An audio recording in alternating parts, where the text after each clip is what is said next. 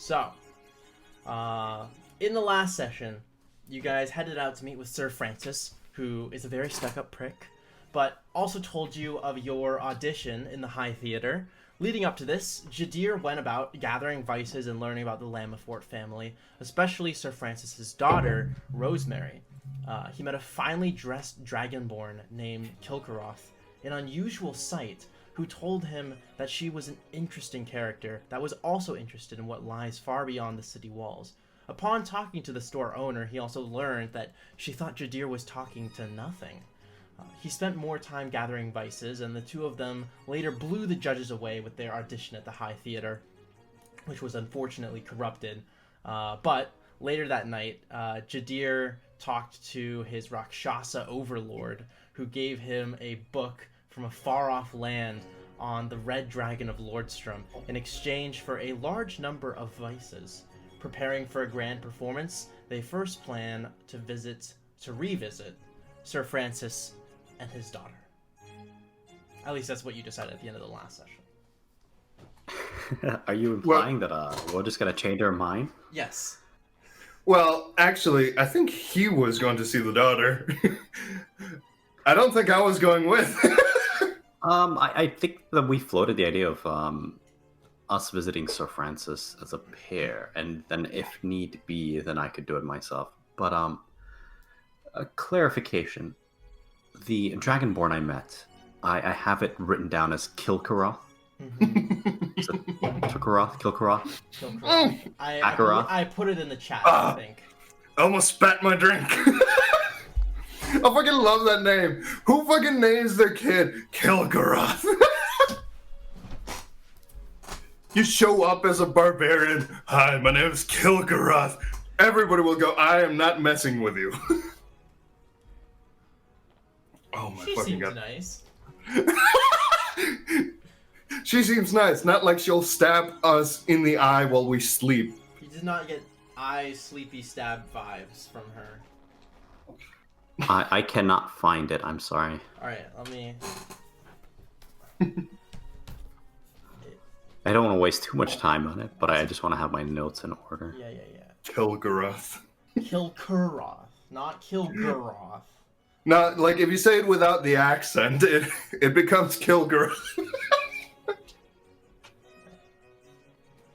I fucking love that name.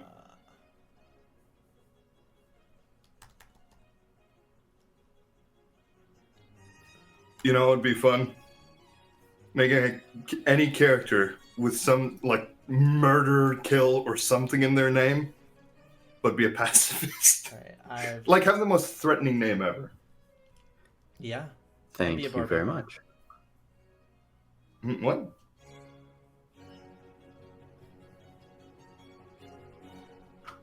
Alright. So, Okay, not to draw too much time away from that. Did we want to do that? Did we want to go as a pair to Sir Francis? I think that was the agreed upon thing. I remember otherwise, but sure, I'll take another bullet to the face. But you're going I'm a to talk big to fan them. of Sir Francis.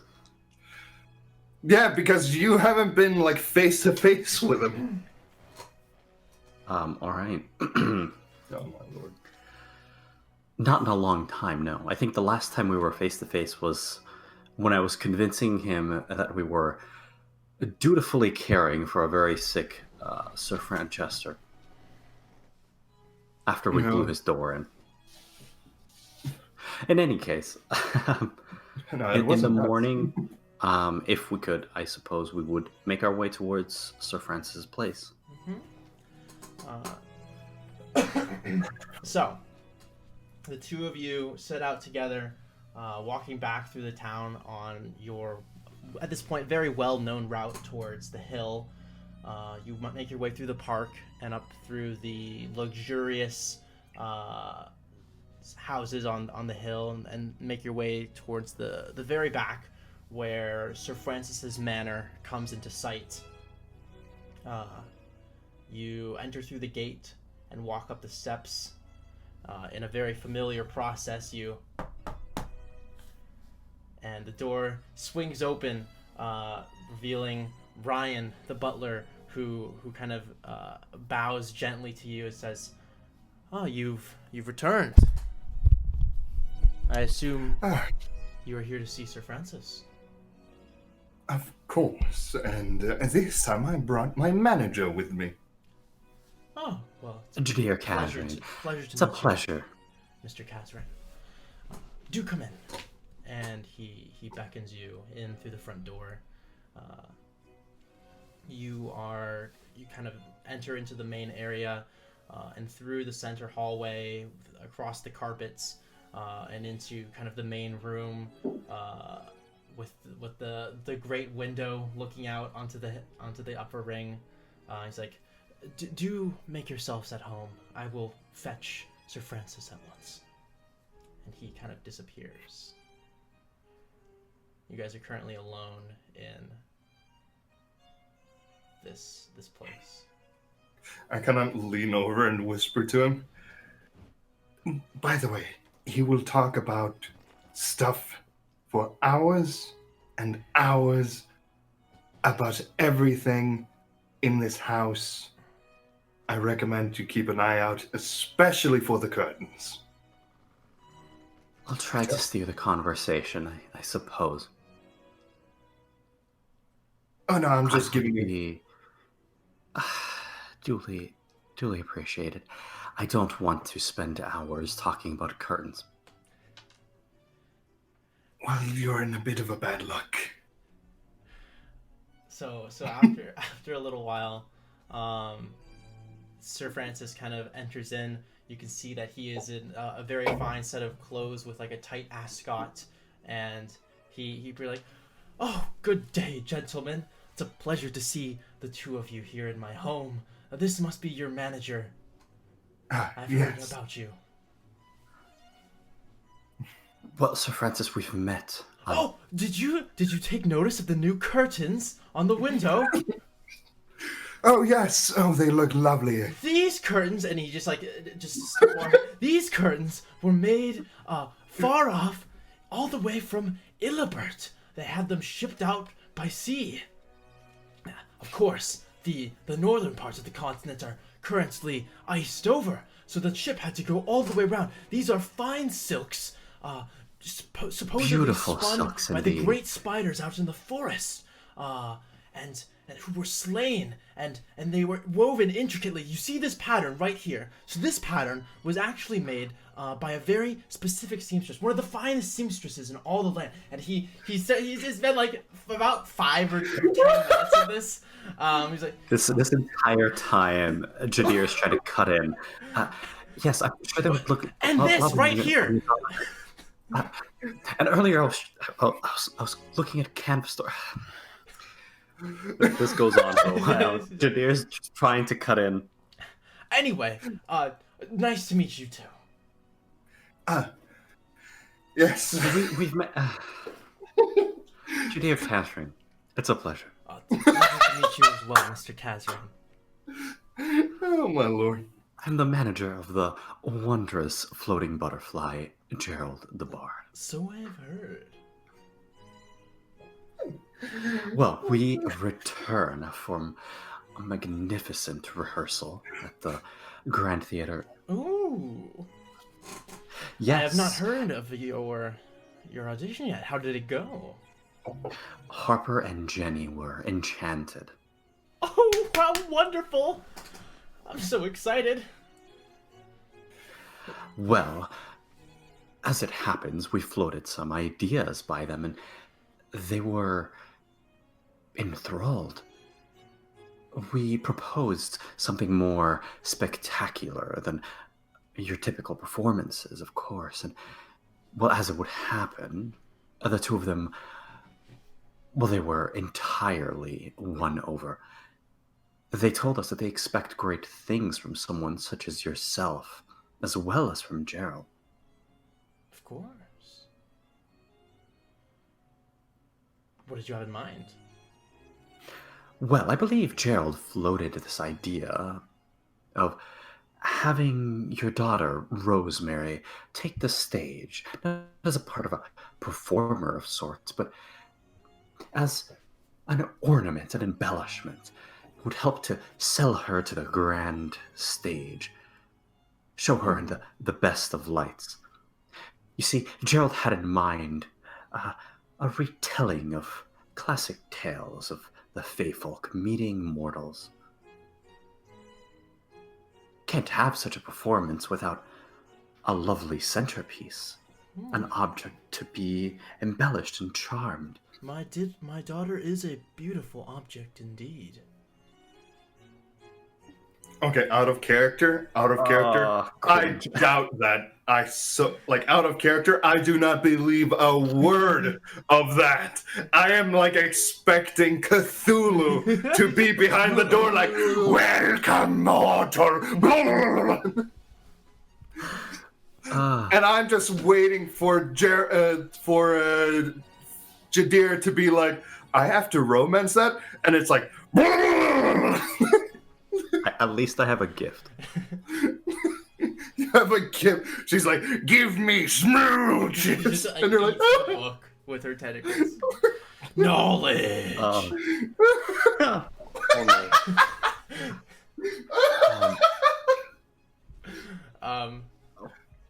were we? We were talking about Rosemary, the my performance. daughter is a beautiful object indeed. Well, Gerald told me of a plight you have with her. Her being unwed, I have heard. I'm simply looking for the right suitor. She has no shortage of ordinary men seeking her beauty and her hand in marriage, but... I don't think ordinary men would befit someone of your household's status. Exactly. This is no place for ordinary men.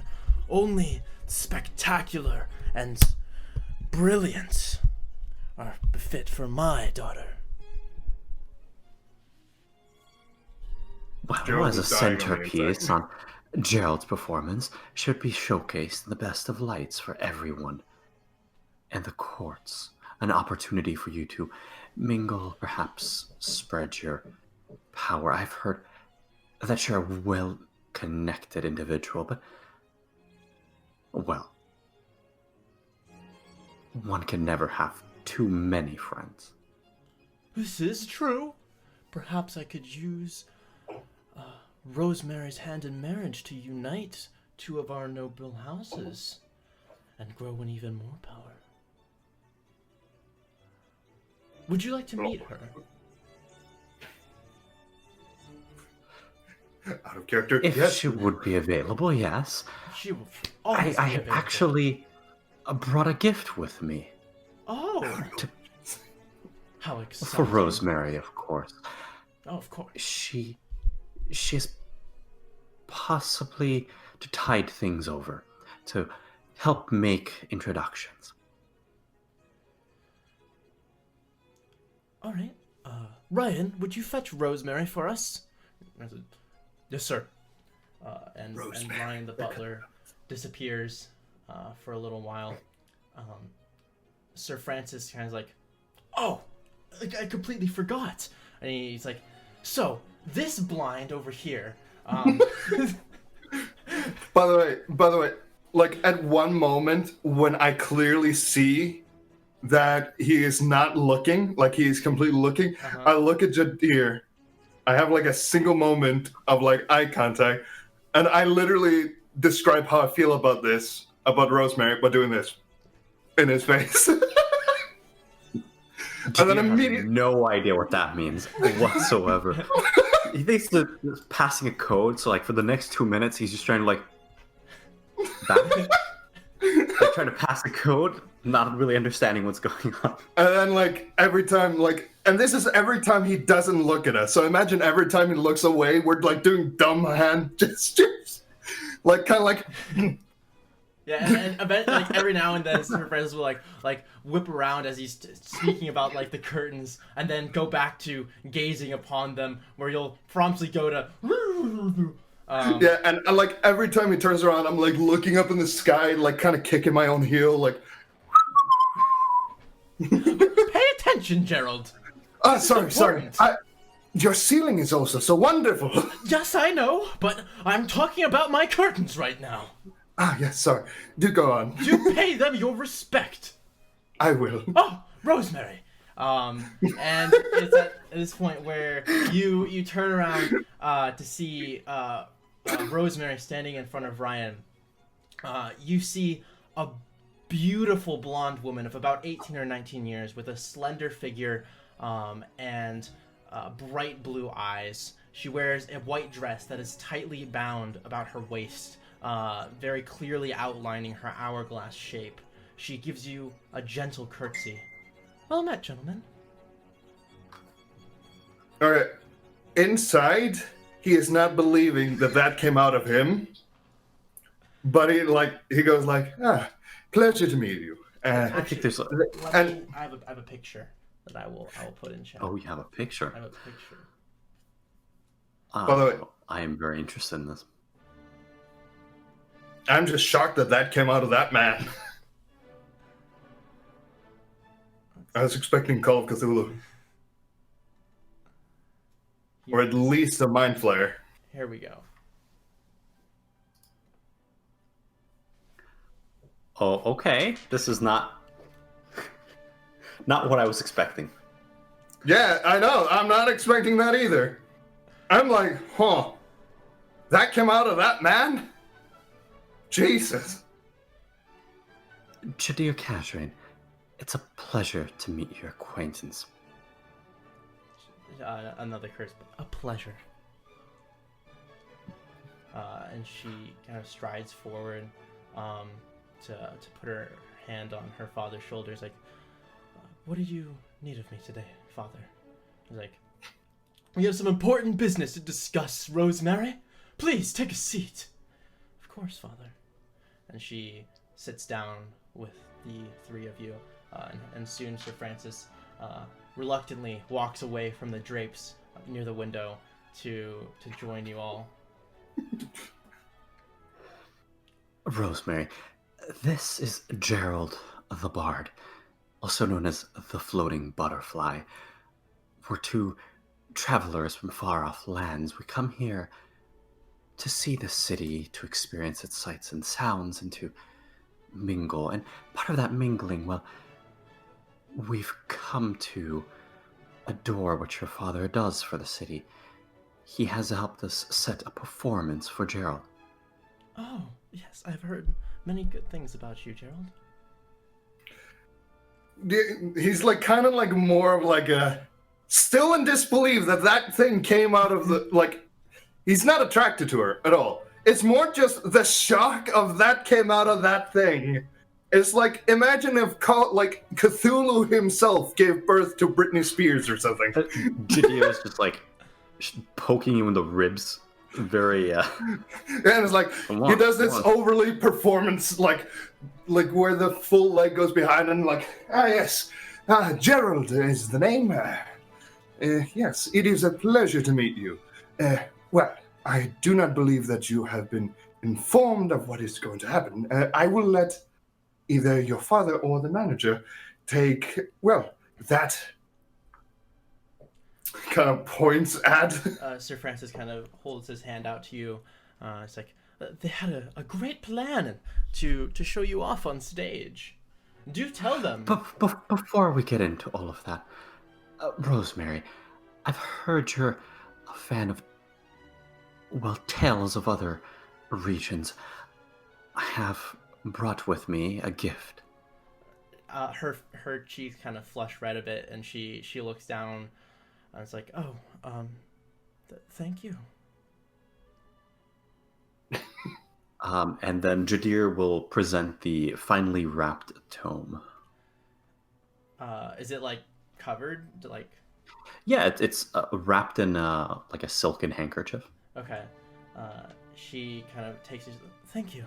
And she kind of slowly takes the handkerchief away to reveal a book, and she's like, and she looks down at it, and you can see a slight smile come to her face before she kind of wraps it back up and sets it on the table next to her, and she says, "Thank you very much, Jadir." It was exceptionally difficult to find something of that nature here. Not a lot of people talk much about you. It seems such a shame. Someone of your status would be celebrated on the upper circles. Oh, I don't go out all that often, but people certainly know of me. Well, Gerald has in mind a performance of sorts, a retelling of the kind of encounters the mortals sometimes have with fey folk and such. Embellished, of course, but, well, in order for us to carry out this grand performance on stage, we would need a willing participant, somebody to act out the role of the charmed individual. Oh, I suppose I mean, I don't have a lot of acting experience. Could you teach me? Well, that is the wonderful part of it. And like, this is finally where like, oh, we're talking about a subject that he knows. So like, that is the wonderful part of it. You see, well, when the performance will go, it's genuinely about being like amazed about the magic of nature and other such things. And well, most of the time, well, how do I put this? The spotlight will be on you as you travel through the forest and other such things. And, well, a fairy prince will come out and, well, will offer a dance for the beautiful maiden. And such will you be. And genuinely, the fairy prince will take the first footsteps and a dance shall begin. Now, of course, there will be some practices that will happen. Just a simple thing, so nothing like, well, something accidental will happen, just to make sure of that. But otherwise, it's mostly just fun. Are these the Eastern forms of dance, or I hear you're not from around here? Well, do you know a thing called, well, it's a bit different from a waltz. Do you know the waltz? Yes, of course. No, we didn't hear that. Yes, of course. Well, the trick that we have upon our sleeves will be a bit, well, magical, let's put it that way. So, just prepare a waltz. And Certainly. make sure, yes, and Just kind of like looking we will back do the and rest. forth between you and her father, a little bit uncomfortable. And he kind of goes, and if there's anything that you would like to discuss, we will, of course, be willing to hear you out. And, of course, and he kind of, like, pulls Jadir, like, in front of him, like, like, of course, this man over here will be supervising most of the things. He's a really good man. Like, gives him, like, a pat on the shoulder. And it's like... Right. As, Yes. as Gerald kind of like pulls you in front of him to talk about this, and Rosemary looks at you. You have like this very brief moment of ambiguously intense eye contact with her as she seems to be looking at you, before kind of looking down and then back up to kind of get a general picture of the whole thing. Of him, yeah? Of like both you and Jadir. Worry not. People expect you to be charmed of sorts. A bit of stumbling around, something that would happen, but would only seem to fit the part. Sure. I know this is very sudden. Is there anything that we can do to ease this process? And she kind of looks back and forth between the two of you and then up at her father's like, Father, do you think I could take a walk through the gardens with these two men to talk about the performance and such? And Sir Francis kind of stands up. He's like, certainly, kind of brushing himself off, retightening his ascot. He's like, well, I'll leave you to it. She does like her walks. I have some business to attend. And then he promptly walks off, and then he turns around on his heels, kind of jogging back to adjust the curtains slightly so that they're symmetrical before going back off again. As soon as he like looks away, so I don't have to worry too much, I like immediately lean to Jadir. Jadir, can you just go this alone. You know. No, I can't. It's sort Are of you- expected. Where are you gonna? There's like a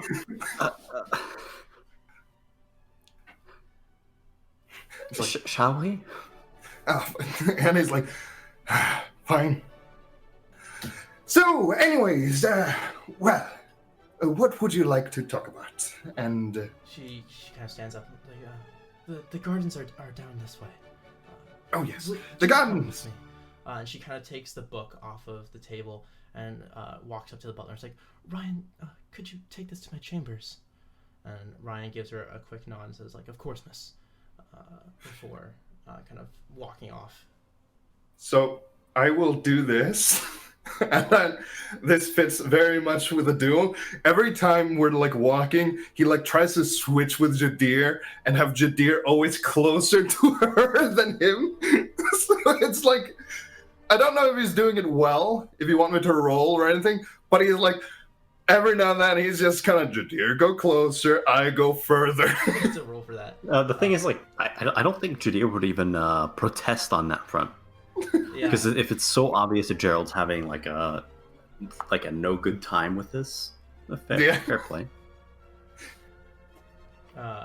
So she kind of leads the two of you out. There's a kind of a back exit way, and she kind of takes you into the behind the manor, where there's like a kind of a garden with a path that you guys go through, and there's kind of really beautiful trees all around you.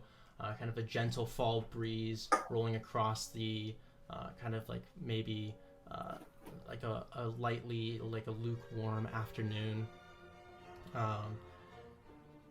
So, what was your plan exactly? Rosemary, forgive me for asking, but well, in asking around town, no one really seemed to know anything except good things about your family. This might be a little bit forthright of me, but what do you think of your father and his role? Roll persuasion. Meanwhile, Gerald just like sniffing a flower, like completely like, I am not part of this conversation. 13. She kind of looks at you. So if she was to kind of insight your intentions and succeed, what would she discern about you?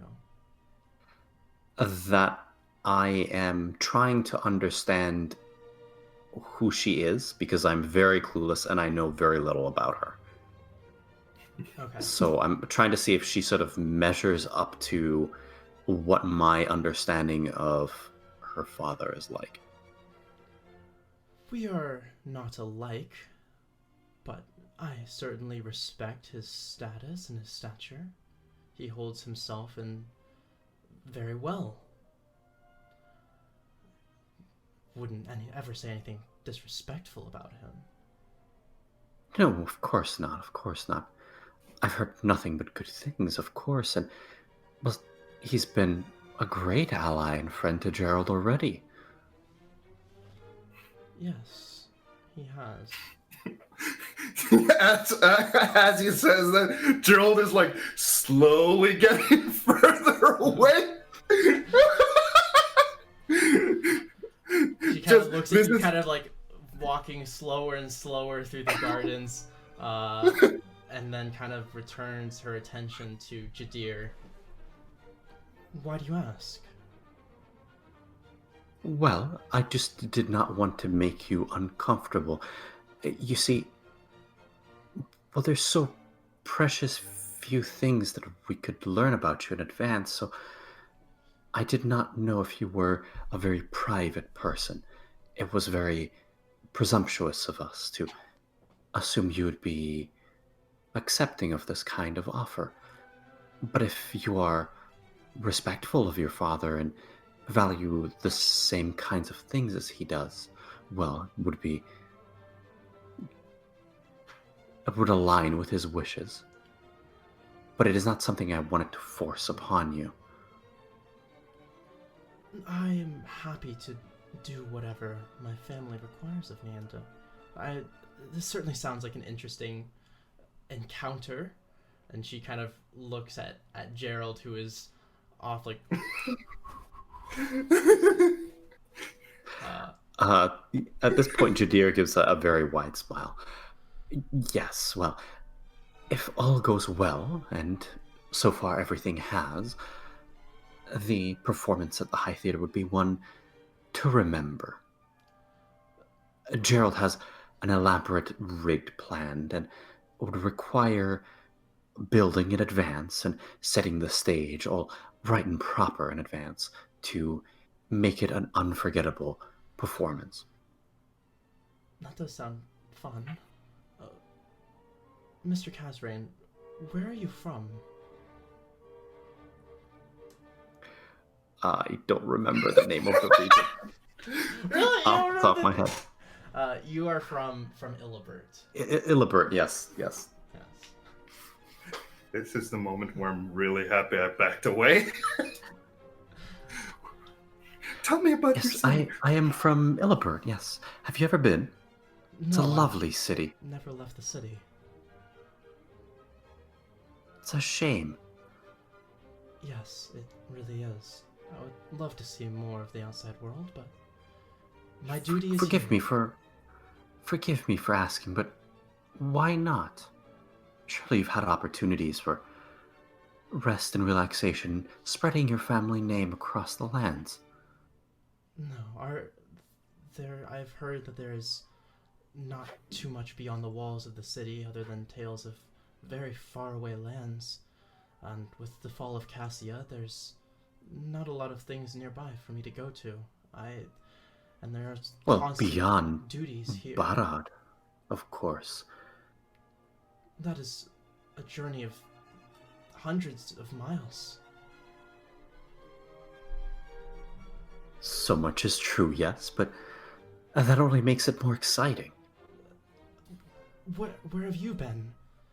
What lies so far beyond the region of Barad? Oh, well, just the other day we went down to the wilderness in the south. Yes, my friend and I venture for fun and excitement.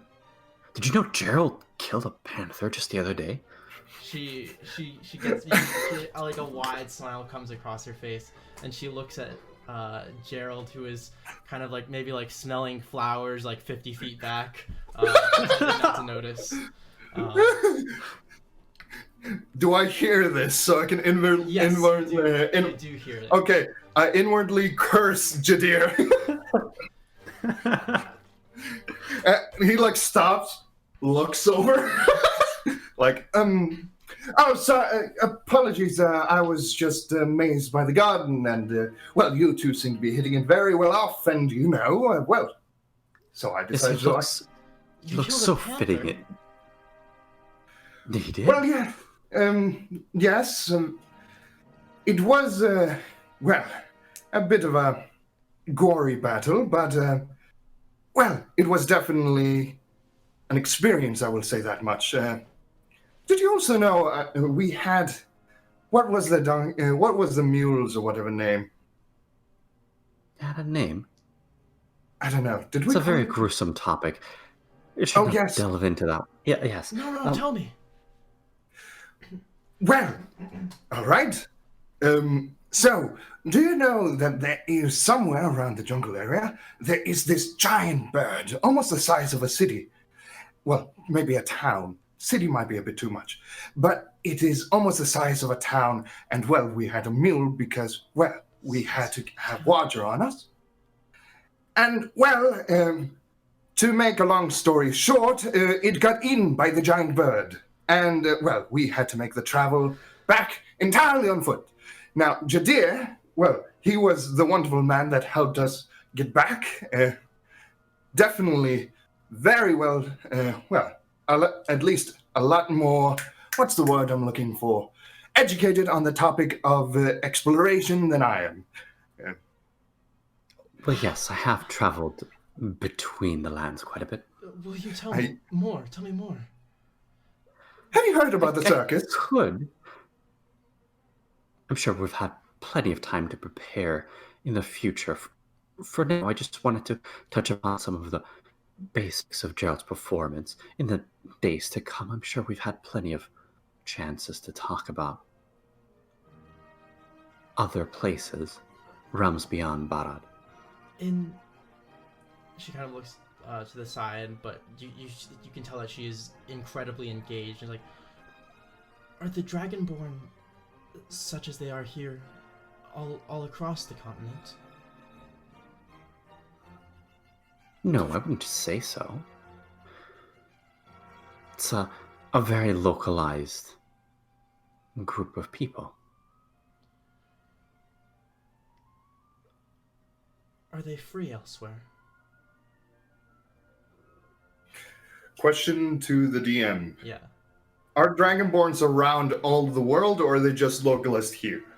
They are a rare encounter beyond the region of Barad, as this is their homeland, but they're there. You've encountered Dragonborn before. Would it be a crazy thing to say that there was one at the circus? No. We did have one at the circus. He was a fire breather and, well, also a fire eater. It was a very interesting, though never brought alcohol, for obvious reasons, because, the tent burned down once because of him. It's rare to see one around, so whenever you encounter one outside of Barad, well, people are naturally curious. You never see one, so, well, it might be a bit impolite, but people stare in excitement and they don't. Excitement. Dragon. They don't get to. Well, yes, they are free. Some of them have really bad sense of humor, though. I'll tell you that. Fascinating. How do you feel about the Dragonborn? What was her sort of sensibility towards the Dragonborn like? What was the motivation for asking about the treatment of Dragonborn? Roll insight. I'm so great at this. I like 16. I like how the only thing that interests Gerald about this topic is just, hey, the circus!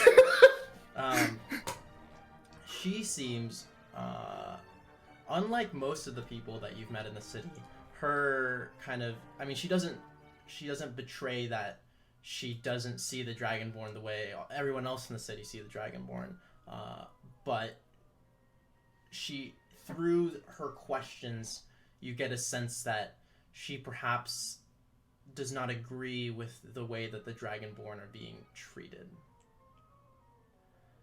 and perhaps believes that in a different world, perhaps everyone can be treated as equals. Well, you must understand, I'm a humble traveler. I merely exist to see sights and sounds, and I've taken a liking to traveling with Gerald. He's such an excitable person, a wonderful individual to travel with. It is not my place to decide what is right and wrong and proper. I don't decide laws, but it is not something that I would wish to see happen to people. Captivity is not something that I'm used to. It's a new concept. Yeah. Anyway, the performance, do you need, I assume we must have rehearsals and... Oh, yes, It is a bit of a touchy subject now that you bring it up. The props Gerald has in mind, well, they would require construction as well, and we would like to employ a skilled and trained group. Individuals who are well acquainted with working together. let me put it in these words. So, we require to do that, but the problem with that is how the city works. You see, we will require to construct it, but they will most likely not give us talented builders. They will instead give us, and I know this is a touchy subject, they will give us slaves to construct the thing.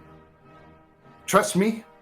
And he kind of like puts his hand together. Like, Gerald generally, when he does things, he does it like way too like exaggerated. So it's like full on like this. He's like, trust me. They will be treated correctly. We will be kind to them. We mean in no way to disrespect them or in any way be cruel to them. We just require the set to be built. And, well, if we can, by any chance, we will give them food, water, if we are allowed. I assure you the Dragonborn are at least, if not more skilled than the finest builders in the city. Oh, yes. Did you know they have a restaurant around there? It is so lovely. I've heard. Not yet visited. Yes. Apparently it was a bit of a touchy subject for me to go in there, seeing who, kind of points at his face, seeing who what race I am. But they were very kind, and I would love to go there. When can we go there again, by the way? He kind of looks at Jadir. Well, we could go there at a future time. Perhaps But I yes. could come. Well, that would be interesting. Perhaps it's not quite fitting of you. What if for a future meeting I could bring you something from there? Okay. Yeah.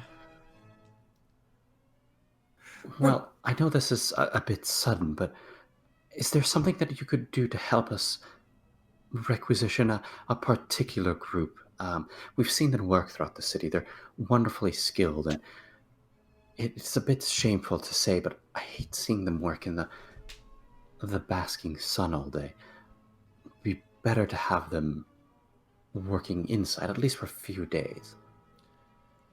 She kind of looks back and forth between you and Gerald. It seems like the more time she spent with you, the more she's been kind of judging and analyzing your characters. Both Gerald literally and philosophically. Gerald just like, what is Gerald? He's a wild card. And she kind of turns around, kind of looking at a tall tree in front of you guys as you make your way through the garden loop. I am not in control of any of the slaves, or would have the power to grant such things. Perhaps my No. father could help you? You might course, want to talk of to one of the course. slave masters. I only mention this as your father seems to be quite keen on you. Your word must bear some weight in his ear. Well, sure. You seem like a very well-spoken young woman. Well, Oh, I do he have- doesn't exactly listen to me very often. He doesn't. I do It's a have an terrible idea. shame. I have an it's idea. not my place. Is- I'm his daughter, and I'm a woman. Taking care of things. This is man's business. Gerald is like, looks at Jadir, like whispers, is this some sort of a cultural thing that I'm not aware of? It's a little too loud. It's like, I think so. This is quite strange for me as well. Look. Okay, I hate to be the one asking, but it feels like we have reached a bit of a culture shock, if you may. Well, it is not. I assume that we're not exactly like all the other places. Cassian culture is interesting. Well, I don't really come from a place. I've kind of traveled most of my life. So, it's a bit strange seeing that since most of the time the women I've met, well, let's just put it this way. They would kill people if they as much as disrespected them. She smiles and then kind of regains her composure and wipes it immediately from her face. He kind of whispers to Jadir, dreadful. and he's like, kind of whispers over the lap, and I kid you not, one of them, well, let's put it this way, don't make fun of them either about, well, failing a backflip. I almost got stabbed that one day. Jadir is just standing there like, okay, I'll keep it in mind. Also, the idea that I had, before I forget about that, so, the idea that I had is a bit of an interesting one. We don't expect that, like, we more expect that, not expect, the word, we would like if you gave it a try, and instead, to be fair, as favor should be repaid with another favor. So, instead, how about I tell you about a story of how I gained my magic? Your magic? Yes, and I kind of like, as I do that, I kind of like snap a finger, I use a bardic inspiration, and I change. And I hate that, I know, but that is the quickest way to show it. You snap your fingers and a tornado of leaves upon the ground begins to surround you, and then explode in a cloud of sparkles and glitter, revealing a sexy elf man. Why do you have to say it like that? Rosemary just like has her hand Because over her it's mouth, true. just like with glee, and then she just begins laughing. Truly also lives up use- to the I name. also do the mental inspiration on Jadir. So he is now also sparkling. Jadir's brushing off the spectral glitter off his shoulders. Rosemary's just like with like smiling with delight, and she kind of like reaches out like to try and like touch your elven figure. Like, you're so It is- different. Well, that is Fey magic, and, well, it is very interesting, but I wish the transformation didn't work as it did. Why not? You look wonderful. Let me put it this way. I feel very different, and there's a slight nagging in the head, which becomes a bit chaotic. That sounds delightful. Well, yes, until you pull pranks on them. It's a bit of a side effect of the magic. Pranks. Yes. So, in favor of us, well, you just trying to talk to your father, I will tell you how I gained this. So, on my travels, I was a bit lost, and, well, on other journeys, I couldn't hunt, I wasn't aware of how the wilderness worked, and I happened to stumble upon an ent. If you know what they are. No, what is an ent? Well, he kind of points to the tree. Imagine if that thing, and he kind of points to the tree, could walk, speak, and like any other, cast also magic. What? Yes, it You was a must be living kidding. tree. No joke at all. And he was a very good friend, though a very stern friend. It was very difficult to talk to him sometimes, as it was very mystical about everything that he said. Believe me, Like an it oracle. not like an orc, more of yes, oracle. Well, yes, kind of like an oracle. But imagine he spoke very slowly, and it took you. Well, he expected you to understand his mystical talk. And well, he offered that.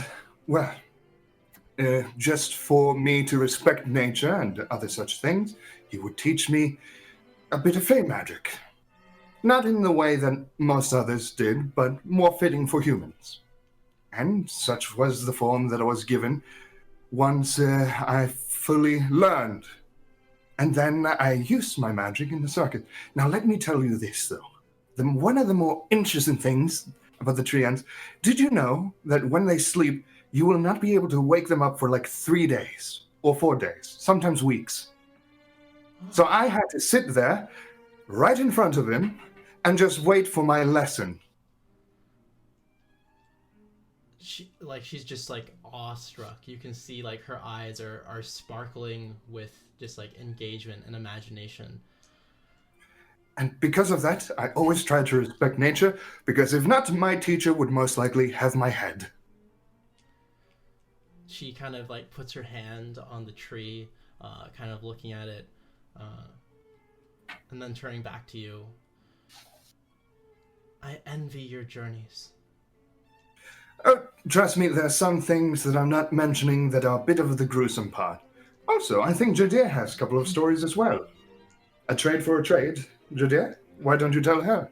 Jadir subtle spells message at you. Too much, man. Too much. Too much. Perhaps. Maybe for some other times. We do need to speak with Sir Francis once more. Right, of course. Oh, but yes. Oh, yeah. Ending note. And this, I say this to everyone, never trust clowns. Never trust them. Anytime, any moment, never trust them. Okay. Oh, okay. And he got like doing the finger thing, like it's I think Rosemary and Jadir are both equally just weirded out by that. And I'm like, oh, I see. Jadir, where did you get this book?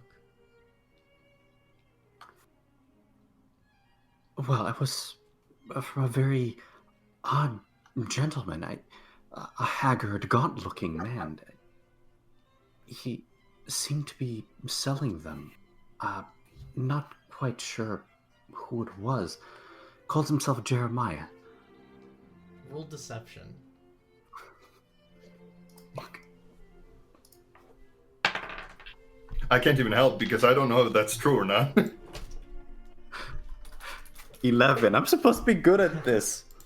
She kind of looks at you, and you can see in her eyes that she detects that you are not being entirely honest with her. But she's like, well, that sounds certainly interesting.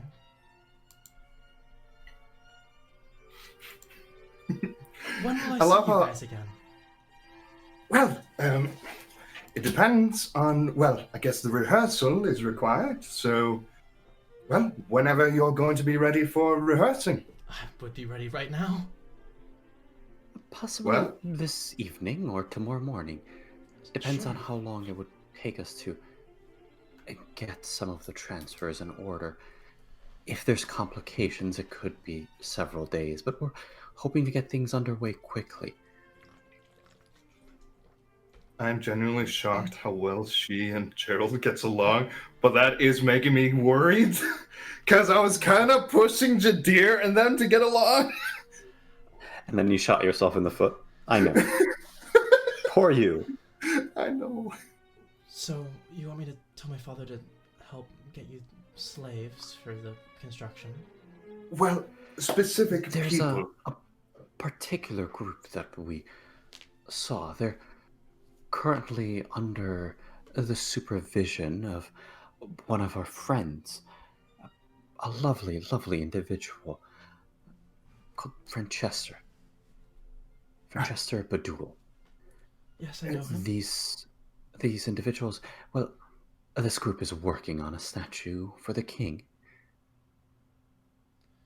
As it happens, Francesca has been feeling rather ill as of late. I think it would be a wonderful surprise for him if we could give him a few days off.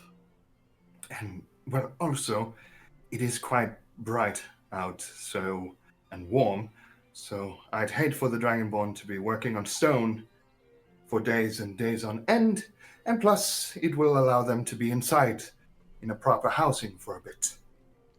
Yes, and as a cool fall breeze moves through, Do keep in mind, Gerald comes from a cold climate. yeah, blowing her dress off to the side in the wind, not revealing anything, of course. Yeah.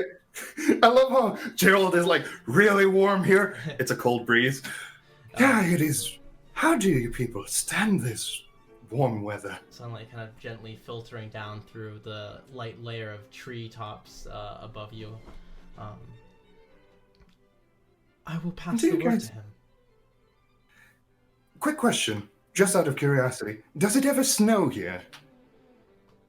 Only ash. Well, that would explain why it's so warm here. It is Jadid, rather warm. did it ever snow? Did it ever snow where you're from? From time to time. Yeah, you must notice the difference, like, from the cold climate to suddenly this. Well, I am quite used to being warm as well. He kind of looks at both of them. How come I got born in the coldest climate possible, apparently, and apparently this is warm? Well, this is cozy weather, but what I'm used to is like that dreadful snowy blizzardy thing. Blizzard sounds exciting. I've never been in a blizzard. I've never even seen snow. Let me put it this way. It's like sand. It's annoying and it gets everywhere. Sand is... The texture is just... unusual. It is, but it is most annoying when it gets in your boot.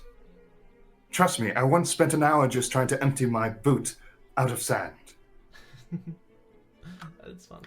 Is there like a fountain or like a puddle somewhere? Yeah, there's a fountain in the garden.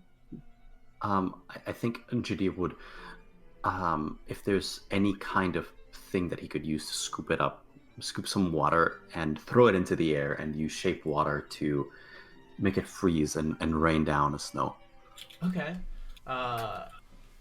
You walk over to the nearby fountain and come back with some water cupped in your hands, which you promptly toss into the air, and with a flick of your fingers, it transforms into a gentle but short shower of snow upon Rosemary, who kind of looks up with a smile, seeing these small white flakes drift down on her, kind of slightly being blown to the right by the fall breeze, which she tries to like catch. Is that snow? Yes, a very, very small amount, of course. I want to go. Imagine just drifts of white dunes everywhere. Wow. A curtain like so falling in the breeze. It's quite beautiful. She kind of looks down, smiling, and then shakes her head. Thank you for coming here. Well, if you could talk to your father, Yes. I don't know if it's our place. Would you like us to join you in requesting the transfer order, or is it enough for us to work on other things that are required for the project in the meantime? There's quite a lot for us to do. Yeah, do get your project set up as soon as you can. Thank you so much, Rosemary. You're welcome. Thank you. And just like another moment of very ambiguous and tense eye contact. You sense it's not... She does not look at you with romance in her eyes, just a look of intensity and analysis. Weakness spotted. All right. She's actually a robot. Beep. She got laser eyes. Aside from what I've learned, is there anything else I glean about like her response to all of this, or Roll another insight.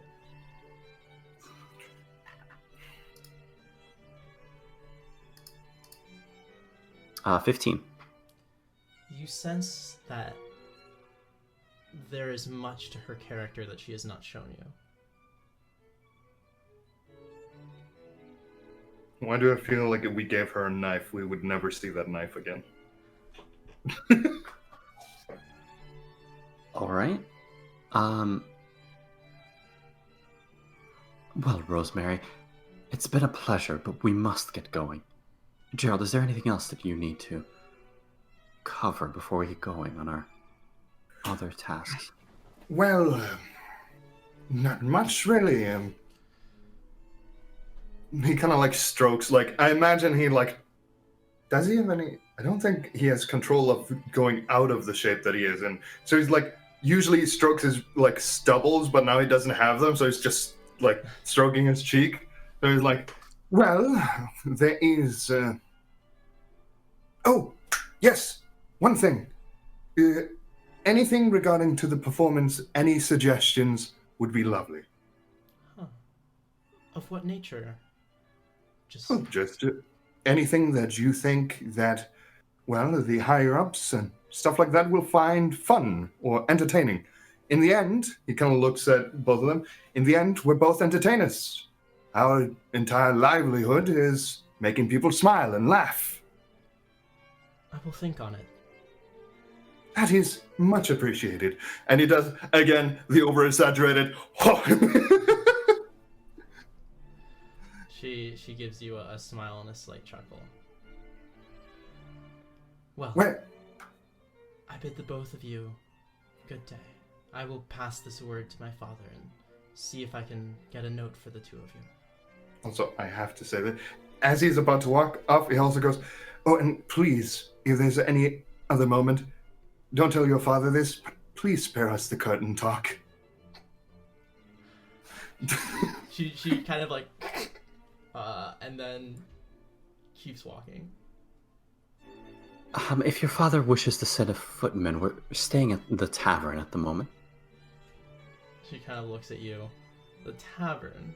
And she turns around to look at you. Yes, I'll let the him know. tavern.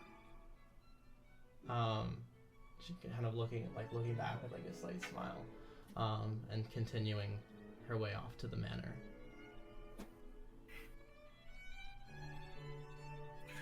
As soon as she's out of earshot, Judea will turn to Gerald. Gerald, what was that? I have no idea. No, I meant your behavior. Well, that's generally how I am around public people. Well, people that I don't know. You're not doing yourself any favors. I know, that is why I wanted you to take the front.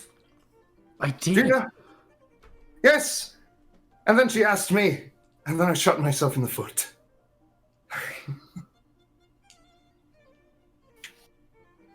Judea's a little bit flabbergasted, shaking his head at this. Well, All see, right, what else do we need to do? well, what we need to do, we need to find a code word. Whenever I get too enthusiastic about talking, you need to somehow stop me. Curtains. Oh, God. The code word is curtains. Oh, God. Oh, yes, that would ruin everything for me. So if you say curtains, I will immediately stop talking and turn around and look at something else. Or perhaps start talking about curtains. Don't do this That'd to be me. equally boring. No, don't do this to me. I feel like I will never be able to look at curtains again. You know, he did this every time I went to visit him, right?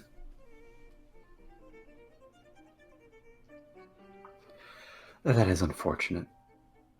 Do you know how much useless information I have about curtains right now in my Well, head? then you'll be so well prepared to talk about curtains. I have never met anyone that's interested. I like how we're just in the garden talking about. But anyways, flies by, landing on a nearby tree, and begins chirping. But yes. So the code word is curtain because I enjoy talking to people a bit too much. All right. Curtains it is. What should Was be there my something- code? Ooh. Well, go ahead. I'm sorry. I feel like we also need a code word for you for saying something inappropriate. Because that I does do that. every now and then. Yes, it's a bit of a. I think it might be a cultural difference. Like when? Well, the sudden. How do I put it? The sudden slave talk and going back, since he clearly didn't seem that interested in the performance. I disagree entirely. She seemed more interested in talking about adventures and other such things. She seems like an adventuring kind of gal. The circus would do her good. Well, as long as she stays away from the clowns. The circus seems awfully dangerous. Oh, yes, very dangerous on the first couple of weeks. You just have to find your first good friend, buy him a couple of drinks, and then you're good. And stay away from the clowns. All right, you mentioned I needed a code word. I disagree, but would you have one then? Ah, yes, curtains. Of course.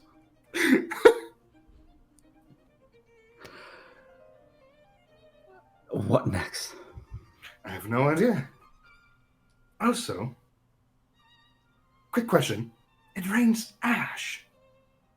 That is bizarre. There's a volcano right next to the city. I know, but like, you wouldn't think ash rains from the sky. There's the body of a dragon god of sorts that's deified by the slaves here. In the volcano. Nothing is normal here. All I know about dragons is, well, they're big. They look lizard-like. Well, scared. I will admit to one thing. I'm not very much educated. At all. I know. But on the bright side, I'm quite the people's person. I know. Except for nobles. No, you're still very much in their pocket. I'd rather not be in there. Because that leads to things like curtains. Ugh. All right. In the meantime, aside from curtains, what are we going to do for the rest of today? I don't know. Do you want to go drinking? It's 10 in the morning. He I've shrugs already it. had- Okay. Jadir says that, realizing that he's probably had multiple Bloody Marys at this point. Thinking All right. about it. What about we do this? For fun, let's try to do... I don't know. Should we go try doing an an entertainment show or a show on the street and see if we can get any people? How about Just- we do that at the grill we went to and we were just talking Ooh. about? Oh, a performance and a meal. I'm kind of curious about some of the staff there. They seemed very twitchy and nervous. Perhaps Yes. you could win them over. A Definitely. different kind of crowd. Of course. Ooh, and it kind of like thinks for a moment, like, what should we do then? What would interest... Well, I know... I don't know. I kind of plan to not have a plan. Well, Just should we wing do- it. Of course. Improvise. And meanwhile, you can try to bring people in and we'll all have fun. All right. Nothing Doesn't have time brings- for brunch. Yeah, nothing brings people together like a good entertainment and a good show. Fair play. Yes. Except for clowns. What is it with you and clowns? Forget that I asked. Do you Something want me to give you the list of near-death experiences that I've had related to clowns? I believe at this point it's very concerning if you haven't given me the full list. Oh, I haven't. Oh, You know, there was this little prank, and I'll just tell you this one. There was this little prank that some of the clowns did, where whenever someone woke up, they would have tied a knife above your head, and that if you took your head off a pillow, the knife would drop. and this is fun. Well, the clowns find it fun, the psychotic bastards. All right. Maybe this is what you can cover at the grill.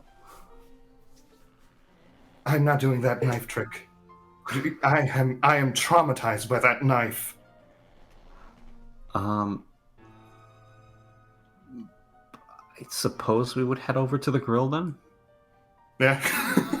All right. Meanwhile, I'll give him like bit of the list of like clown near-death incidents. So as you guys kind of exit the gardens and walk around the side of the manor to make your way off the hill, Gerald's going off about clowns and stuff. You guys make your way down into the main area of town and find a familiar rocky dragonborn grill. And as we approach it, I'm like going over the. Before we actually get inside, because we're making our way through the city, I sort of want to get my bearings, see if there's any sort of change to the city, especially because we're going to go to some of the poor parts and whatnot. Is there anything that stands out to me? What are you looking for? Just changes? Well, it's been roughly a week since we had a proper time to just walk around the city, considering we've spent a decent bit of time away in the wilderness. So you're walking through the city, you're kind of taking your time to move around. And as you're walking through the city, you kind of stop as you see a burly man, and actually, let me change the music. Oh yes, please do. It's like, perfect for burly men. I enjoy classical music, but now it just gives me fucking memories of the goddamn nobles. Let's see.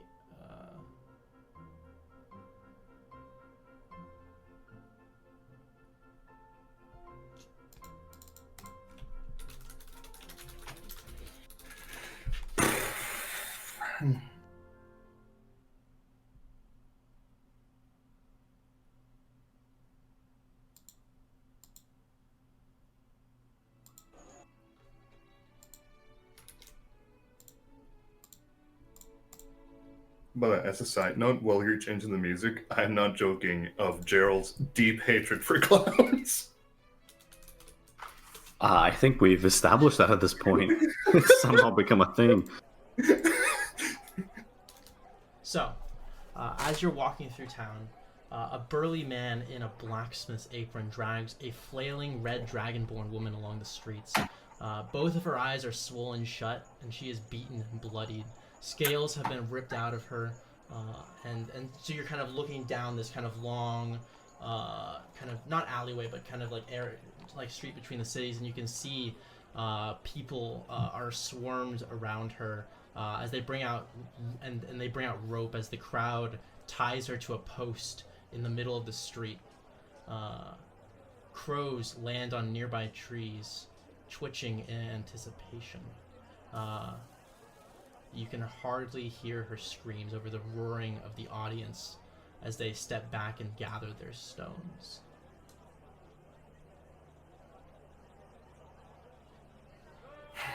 Shadir, this doesn't really sit well with me.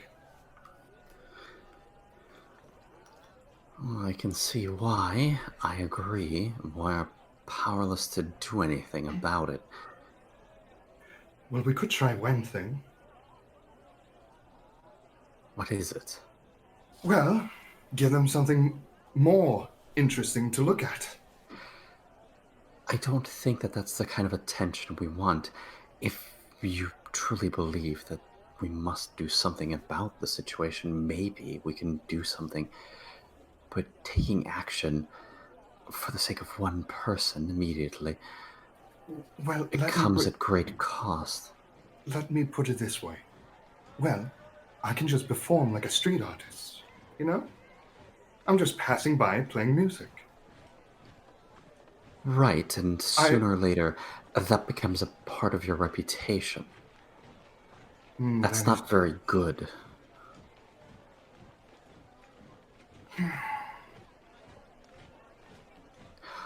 Look at it this way.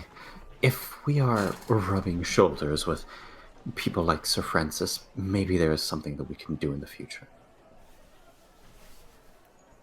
But it's foolish to throw that away for one person.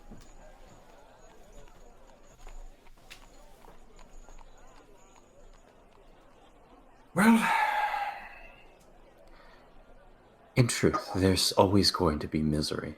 There's always going to be people who are oppressed, people who are taken advantage of. Whether or not it's codified by law as a formality.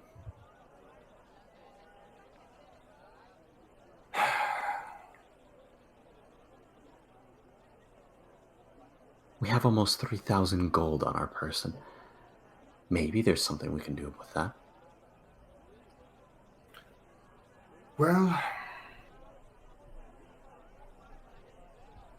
See, the only thing I can think of happening is if we go in and buy her off. But even then it would look bad. No, we could possibly look into the resistance that we've heard about. But I don't think we'll make it in time. Look.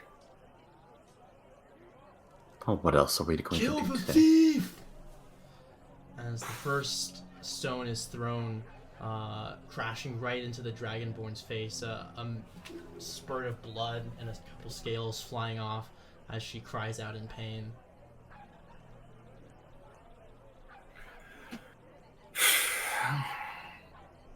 Do you, like really quickly, do you think that with the money that you have that you can buy off what she stole?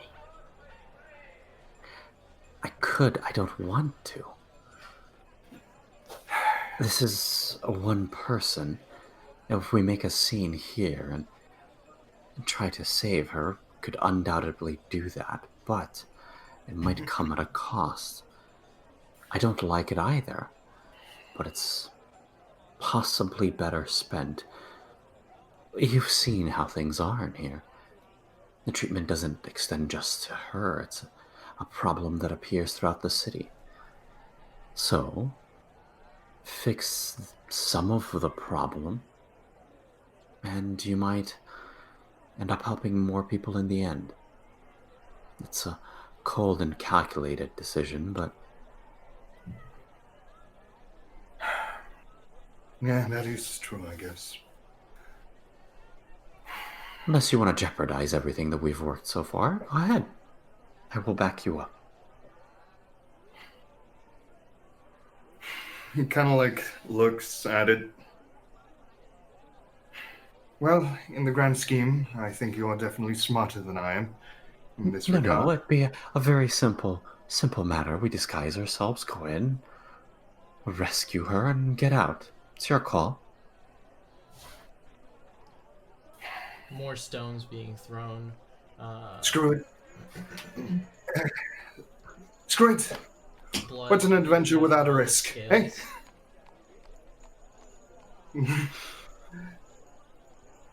All right, what's the plan? Really Think we're quickly, clear now? disguise. Really quickly, can you disguise me? And without missing a beat, what's it? What freaking? Can I actually do that? I think Is it's just. disguise self only? I believe so. You make yourself.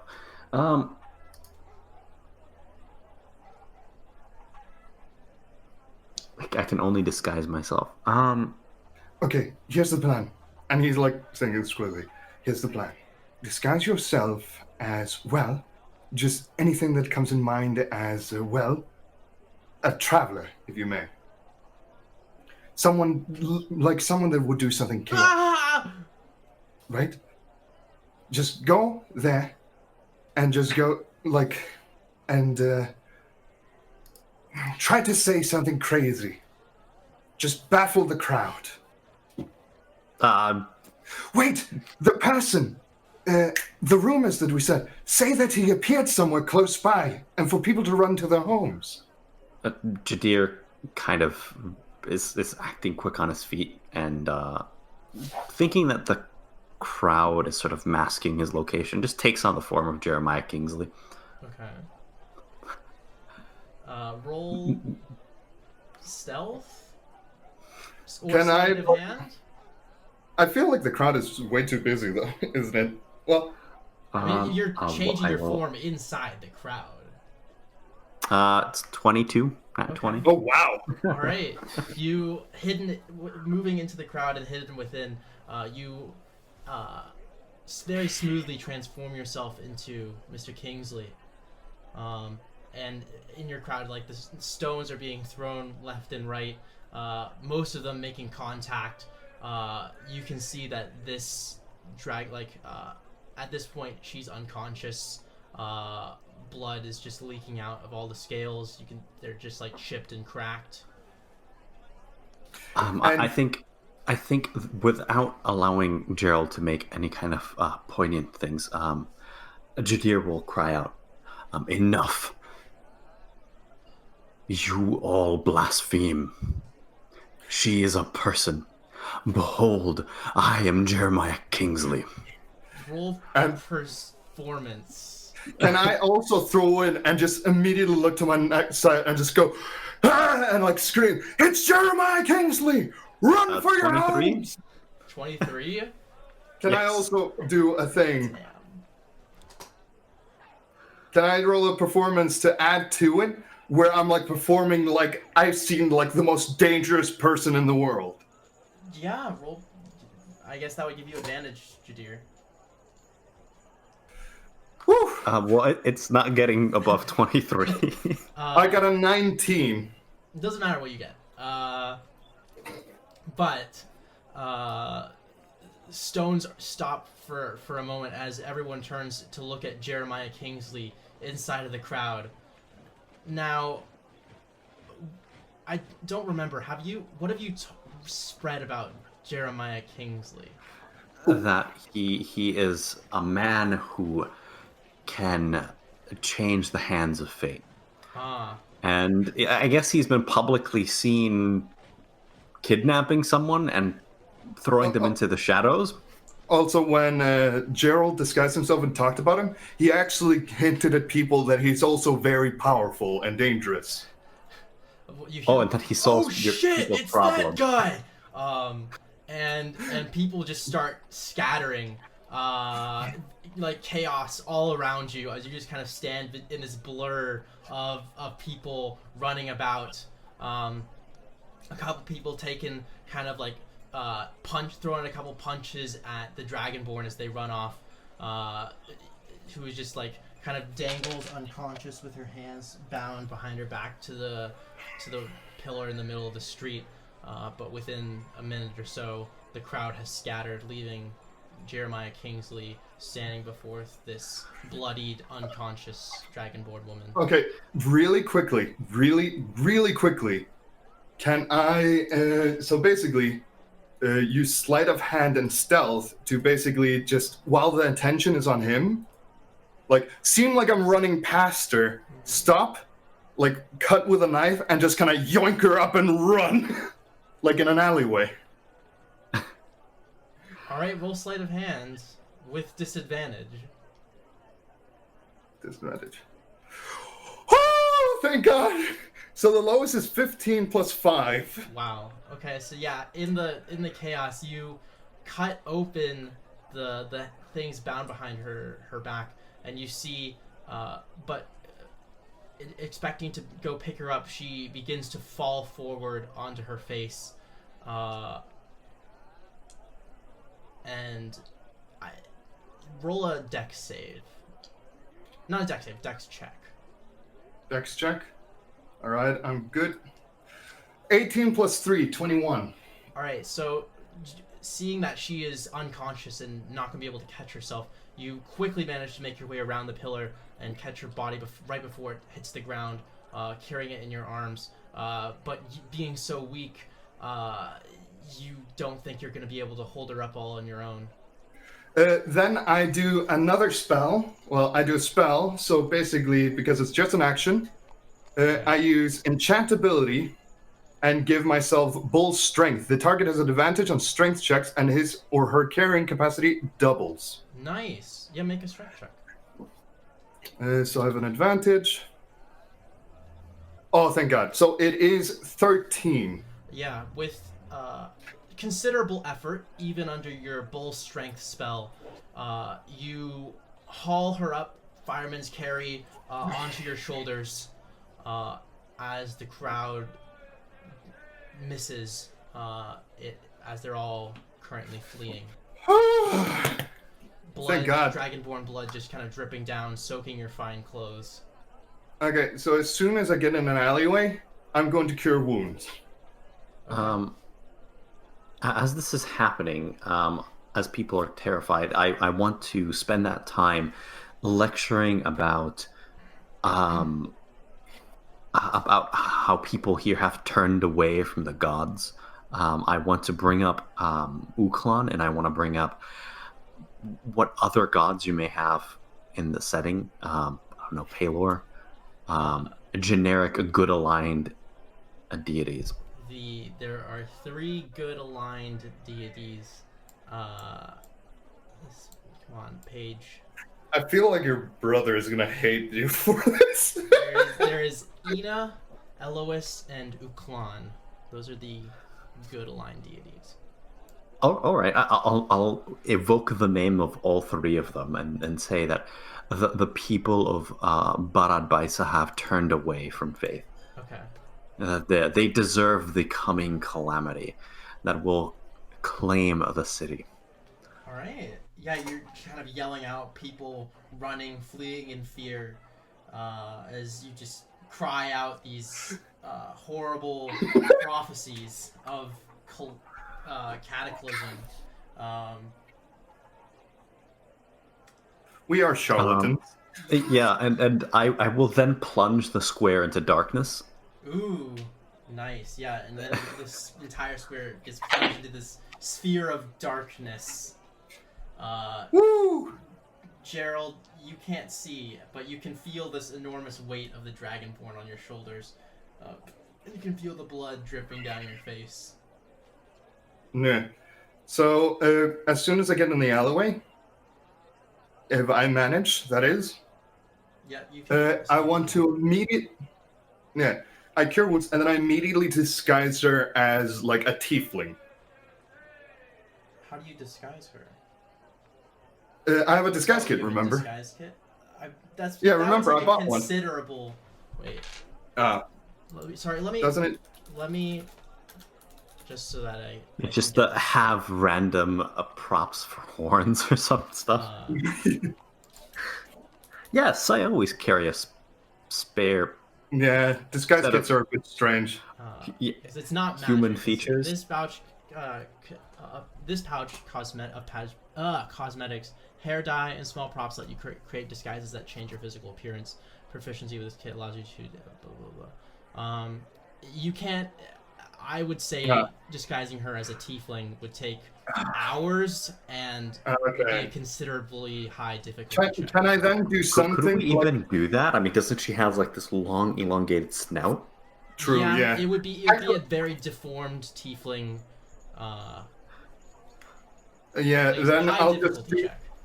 then I do the second best thing, and I'll just put heavy clothes on her. Okay. Like, basically just prop clothes, so she has, like, a weird... Actually, yeah.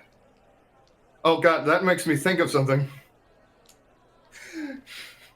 Doesn't Jadir have, like, super amount of dresses in his... Because I think I borrowed his. What? I think I actually borrowed his. Did you? And thought you bought I a don't. kit. Okay. Wait, okay. I I don't- don't think I have one because I didn't put it in my inventory. So scratch No. that. Because I remember I thought I had one from him. Oh no, I do have one. Never mind. I'm bullshitting. Yeah. Oh yeah, because entertainment thing. Yeah. So I'll just put like thick clothes on her. You dress her up very thickly and cast Cure Wounds, and you can see some of the blood beginning to stop her trickling.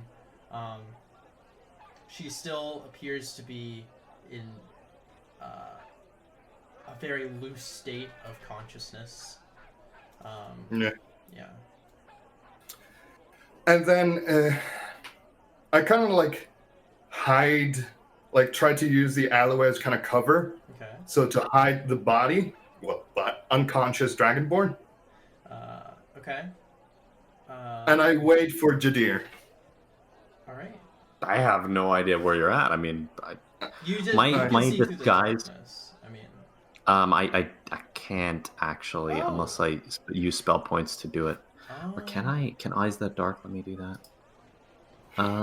Nope, can't do it. So I did not spend the sorcery points to cast the darkness. So Oh, okay. yeah. You know what? I'll shout a thing that only he'll It's- understand. I shout, Okay. curtains!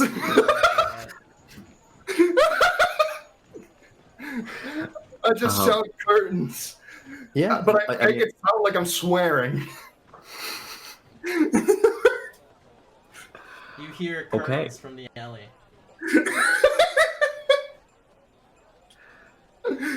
I start making my way towards there. My disguise broke when I cast the darkness. Okay. Yeah, you hide away in the alleyway, and you see Gerald doing his best to kind of like hide this unconscious dragonborn in between like a pile of bricks.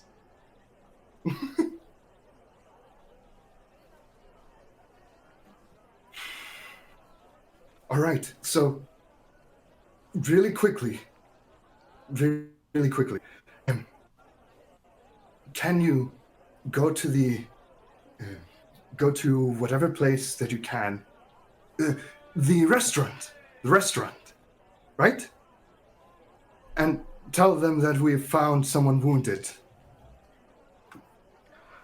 I think that's very dumb. I think all of this was incredibly stupid. It is very Well done. dumb. I know, it is very dumb, but at least my conscience is clear.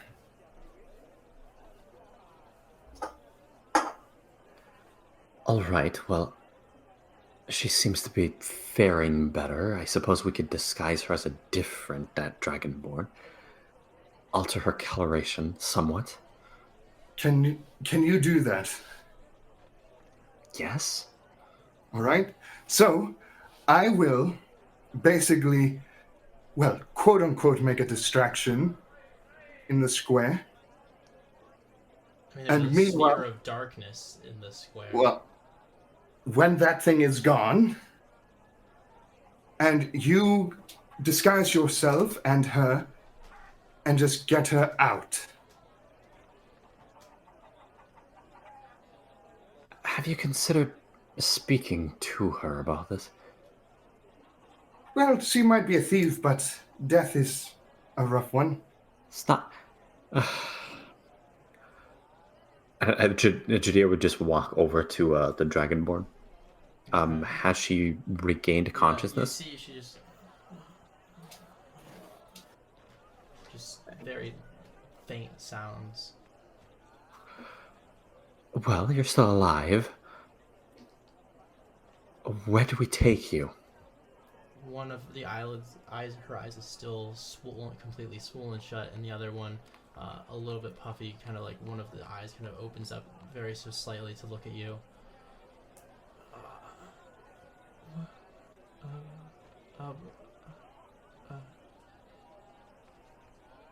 Discord's not picking you up, so I can't Oh, hear you. It's just I'm just making very faint noises. All right. I don't know about taking her to the restaurant. They already know us there. I've used my disguise for the day. No. Well, let me put it this way. Well, so, wait, quick question. With a quick check, has her tongue been cut? You kind of open her mouth up. You can see that her tongue is still there. All right, so she will be able to talk. So I cast a level 1 healing word, so that's 1 cure wound. So let me just really quickly see how much she is going to be healed by. So healing word is no, sorry. I did first cure wound add a 2nd level, so I only have 1 2nd level spell slot left, by the way. Okay. You're still casting. So that is 1d4 plus a d4. Wait. It's 2d4 plus. Yeah. So 2d4. I owe Jadir a lot for this. No. Well, you could have just ignored it. So that is, wow, that was really low. So that's 2 plus 4. So that's a 6 from the Cure Wounds, Okay. which I'm guessing is not enough to let her speak. I mean, she was just. It's more that she's just in a not a great headspace right now, physically. So would healing fix that? Can I discern Perhaps, yeah. that? Okay, I'll do one healing word, which is... Actually, no, Cure Wounds is also, yeah, never mind. Cure Wounds is also a level 1. 1d4. So...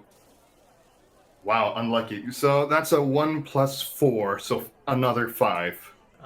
You're kind of just like breathing life out from your breath, this kind of golden mist that kind of envelops a lot of the wounds and the crushing marks made by the rocks, which very slowly reverse as if the tides of time have been turned back.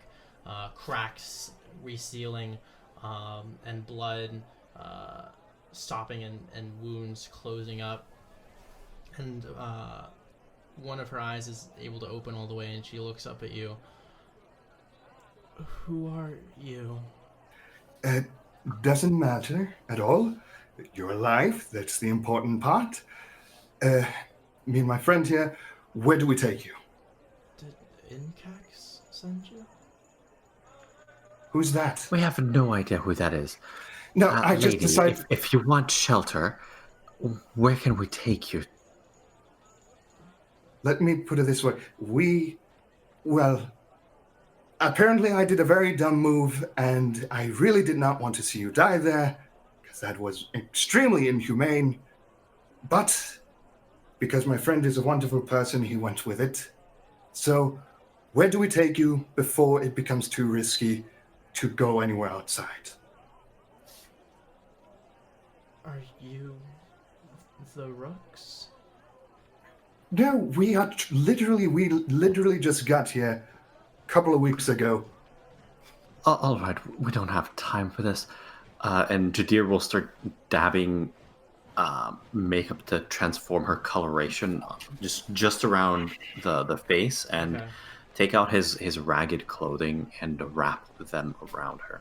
Okay. You take about 5 minutes to dab blue makeup all around her face, change her coloration, and wrap her up in rags. She seems to be both exhausted but kind of regaining herself as time goes on. And as that happens, he's like, if anyone asks anything, you're just helping us. You are a messenger of some sort. If anything happens, just pretend that you're carrying something for us. I hand her, like, just clothes. Just pretend that you're helping carrying stuff, all right? She gives you a slow nod. Wonderful, wonderful. All right. Where do we head to? Jadir kind of looks around. He wants to see tenements of any kind, locations that would definitely belong to Dragonborn.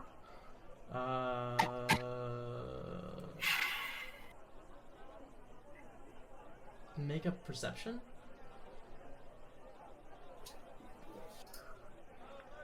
Nat 20? Oh my god!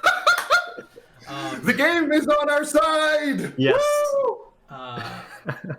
So you, looking around, you don't see any buildings that are filled with Dragonborn, but you do see somehow, kind of looking very far off down the lane, you notice a group of different colored individuals, which are likely Dragonborn, they're currently in a distant alleyway. You can see a group of Dragonborn perhaps talking amongst themselves. Okay. Jadir will just, without saying anything, lead the group towards these individuals. All right. All right. So the female dragonborn with you guys, kind of holding a bag of or a bunch of clothes in her arms. You guys make your way to this alleyway, where you can see a group of dragonborn currently in conversation. They look to you as you approach the alley, cautious. You can see they are dressed in kind of in looser garbs.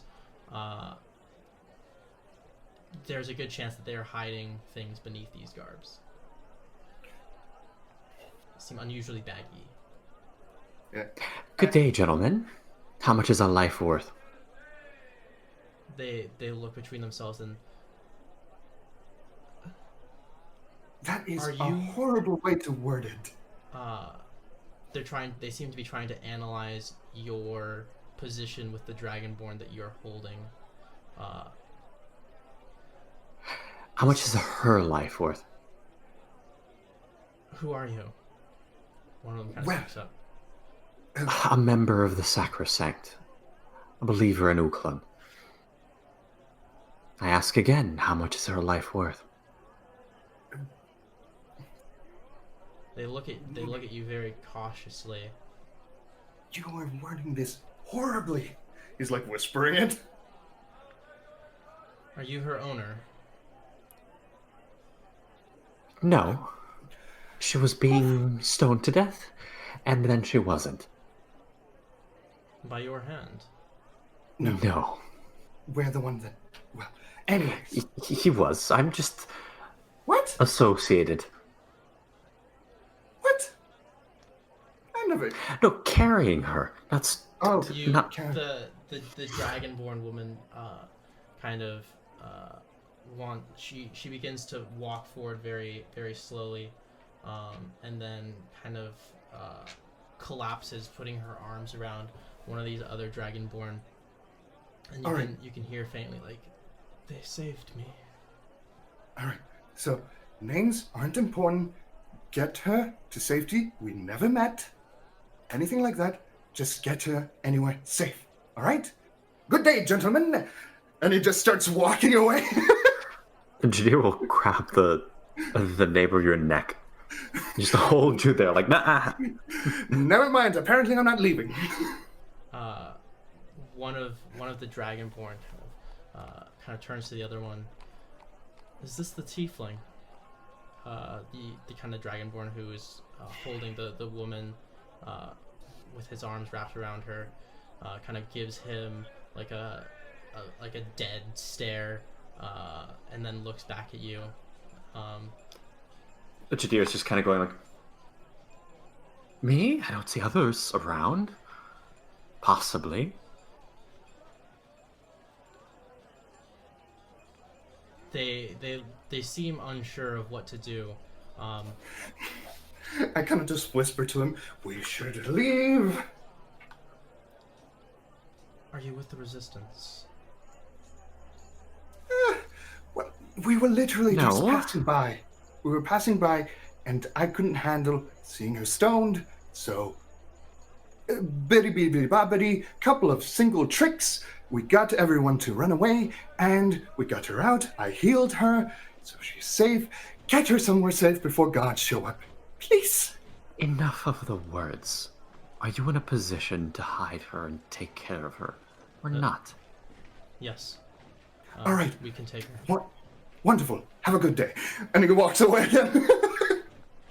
Jadir takes out his gold pouch and leaves 1,000 gold with the dragonborn. You kind of Oh wow. the one one of the dragonborns picks up the sack and looks inside of it, and he looks at you.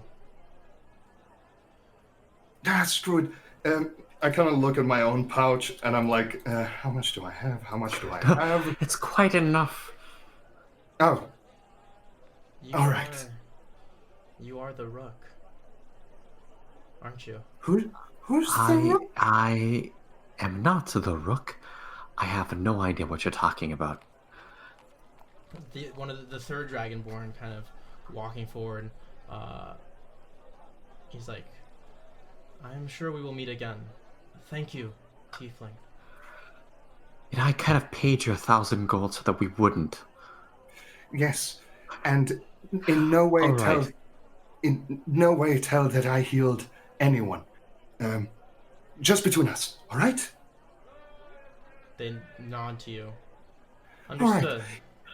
Really quick question, just because I have spare juice. Is anyone extra here hurt or anything like that? No, we can take care of Oh, her. Thank you. all right. Wonderful. Okay, let's leave. Gerald is very not like, we did something extremely risky, and he's like clearly like, I don't like this. Let's get going before we get in trouble for what I chose to do. And Jadir will follow along. Alright, you leave your bag of gold and the Dragonborn woman with the group of Dragonborn. And you guys retreat into the walking crowds, moving between the buildings, and continue on your day. He kind of looks, my conscience is cleared and my hands are shaking. So, And my coin pouch is a lot lighter. can I... Tell you the truth, I wasn't planning on spending so much today. He kind of like, Money comes and goes. he kind of looks at his own pouch.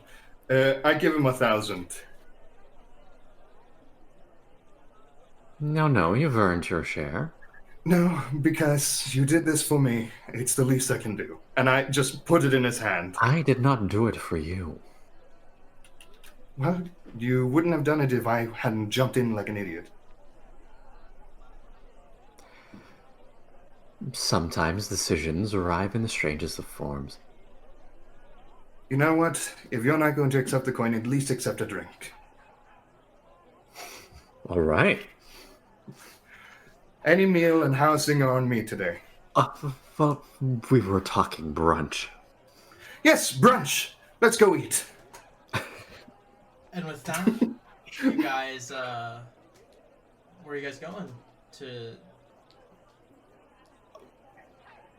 I have to be honest, I am not in the mood to put on a performance at this point. Yeah, neither is Gerald. It's like, Plan "Whew, got a we little did bit sidetracked.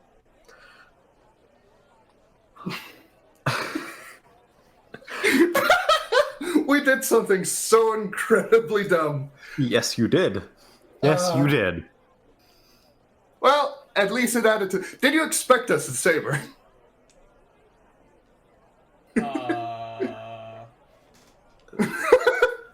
So when the DM gets to stare off into the distance. So what are you guys doing for lunch?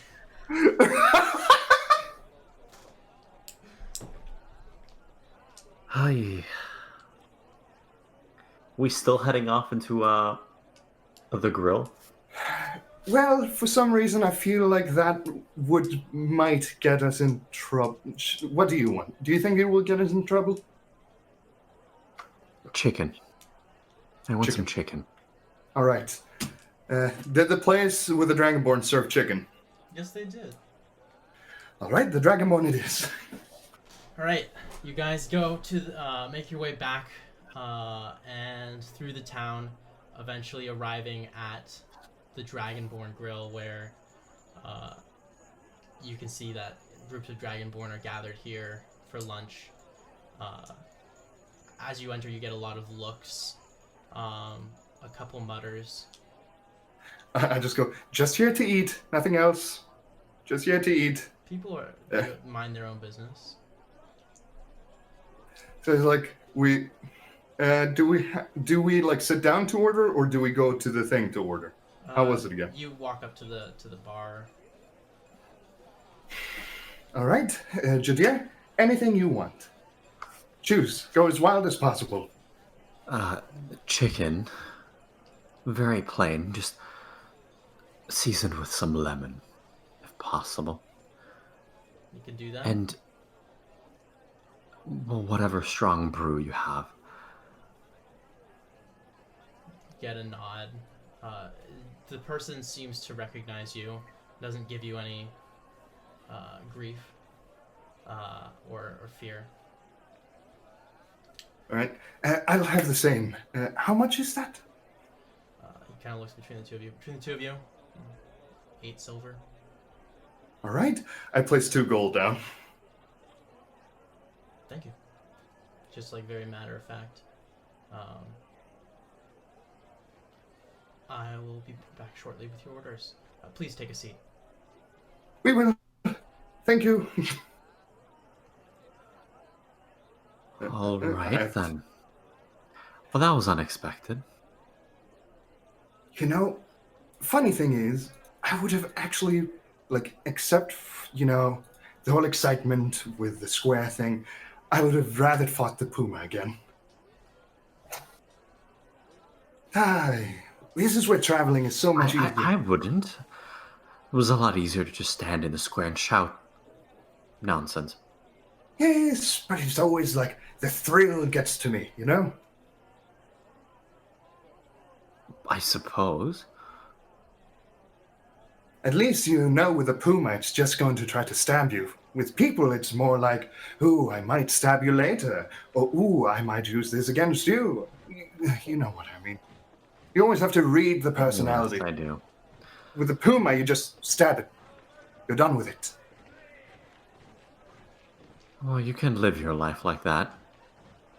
But no, it's dreadful. There's a reason why I upped my social skills. Doesn't mean that I Alright. like it, but anyway. Is this gonna be a recurring thing that we do? No. It's just, in that case, my thing wouldn't have let me, I don't like seeing people Well, it's getting tortured a like that. commonplace event that takes place here all the time. Let me put it this way. If we can help, we will. But if we do it too often, people will catch on. Well, it seems incredibly dumb of us to do that. Like I mentioned, perhaps there is merit in looking into this resistance. Well, we did a good deed today.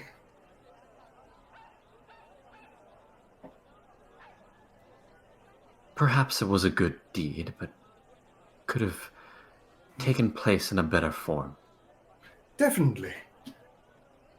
But, go with the flow. Fair enough. Look, all right, and he kind of leans in close. Look, I speak a lot of things about the circus being this chaotic place, but there everybody was different, There might be a couple of humans, even maybe a strange orc or half-orc or something, but we still work together as a family, And I still very much think of the circus as my family, but, just a family that might stab me one day.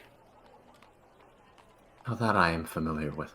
Yes, well, I guess that's something we can share, that we share in common. But the fact is, I don't like it when people are treated like this. Of course, if it's a fair trial, then yes, I understand that it is needed. But stoning to death is a very torturous way to go.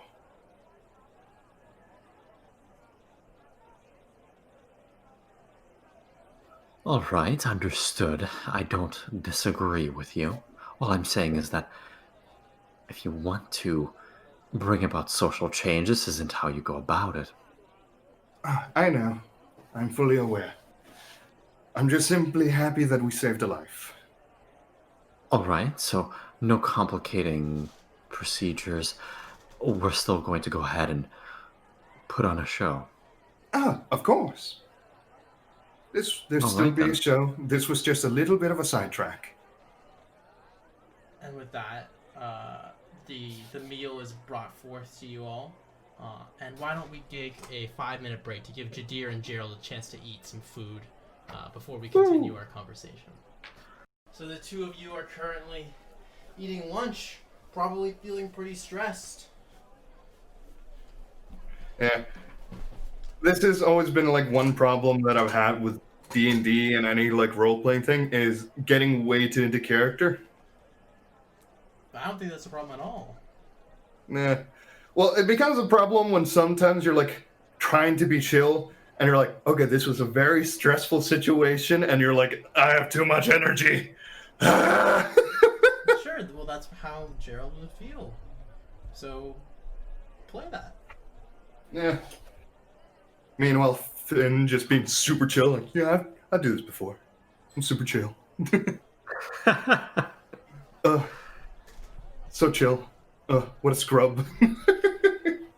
No, it's perfectly fine. Get in character and whatnot. Yeah. I've By the way, had do you guys know this? malt apple cider, malt liquor. Malt Appelgin. So I don't know if this is a fully Icelandic, but we basically have malt and this soda called Appelsin. Like, it's literally just called orange. Never heard of it. So every Christmas, they only make this during Christmas. Like, Oh. Christmas season. So whenever, and it's like, it's really good. It's really good. And this is like a very traditional drink. Is it eggnog? No, it's not eggnog. Okay. It's a, so, and I because don't know. because one of the first sodas that came out in Iceland was Appelsin, which is just orange soda. I love orange soda. Yeah. And then we have a thing called malt. I don't know if you guys know what malt is. Malt is disgusting. I'm sorry. It's big in the Caribbean, so it's made an influx in Miami where I used to live. Yeah, but anyways, so we put that and the soda together, and this is one of the most popular thing to drink during the eve in Iceland. Interesting. We have a non-alcoholic mulled spiced wine that we serve during Christmas time. Oh, this is not alcoholic. This is just a soda drink. A lot of people flavor it with like red wine here. I don't get A it. drink called glöggi. Mm-hmm. But yeah, Anyway, so I'll definitely try one day to send you guys this stuff because it's really good. you ship this to frickin' America? Yeah, fuck yeah, why not? I'll send you guys a casket one day if I can. That sounds lovely. Yeah. You might miss it on the Christmas thing, but it will definitely still be okay. In the meantime, the two of you are eating lunch. What are you doing? So, yeah. So there has been a basically a flogging of a dragonborn nearby that was very publicly interrupted in a very strange manner. I want to see if people are reacting to it in any way. Has word reached here? People have stayed clear of the area for the time being. Are you trying to like eavesdrop? If I can. Sort of trying to see their behavior primarily, but if I can eavesdrop, I would. Make a perception check.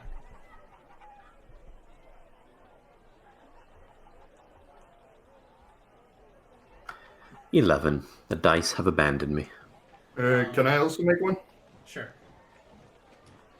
Perception. Oh, let me go in the view panel. I'm not the best at perception. 8. The dice have also abandoned me.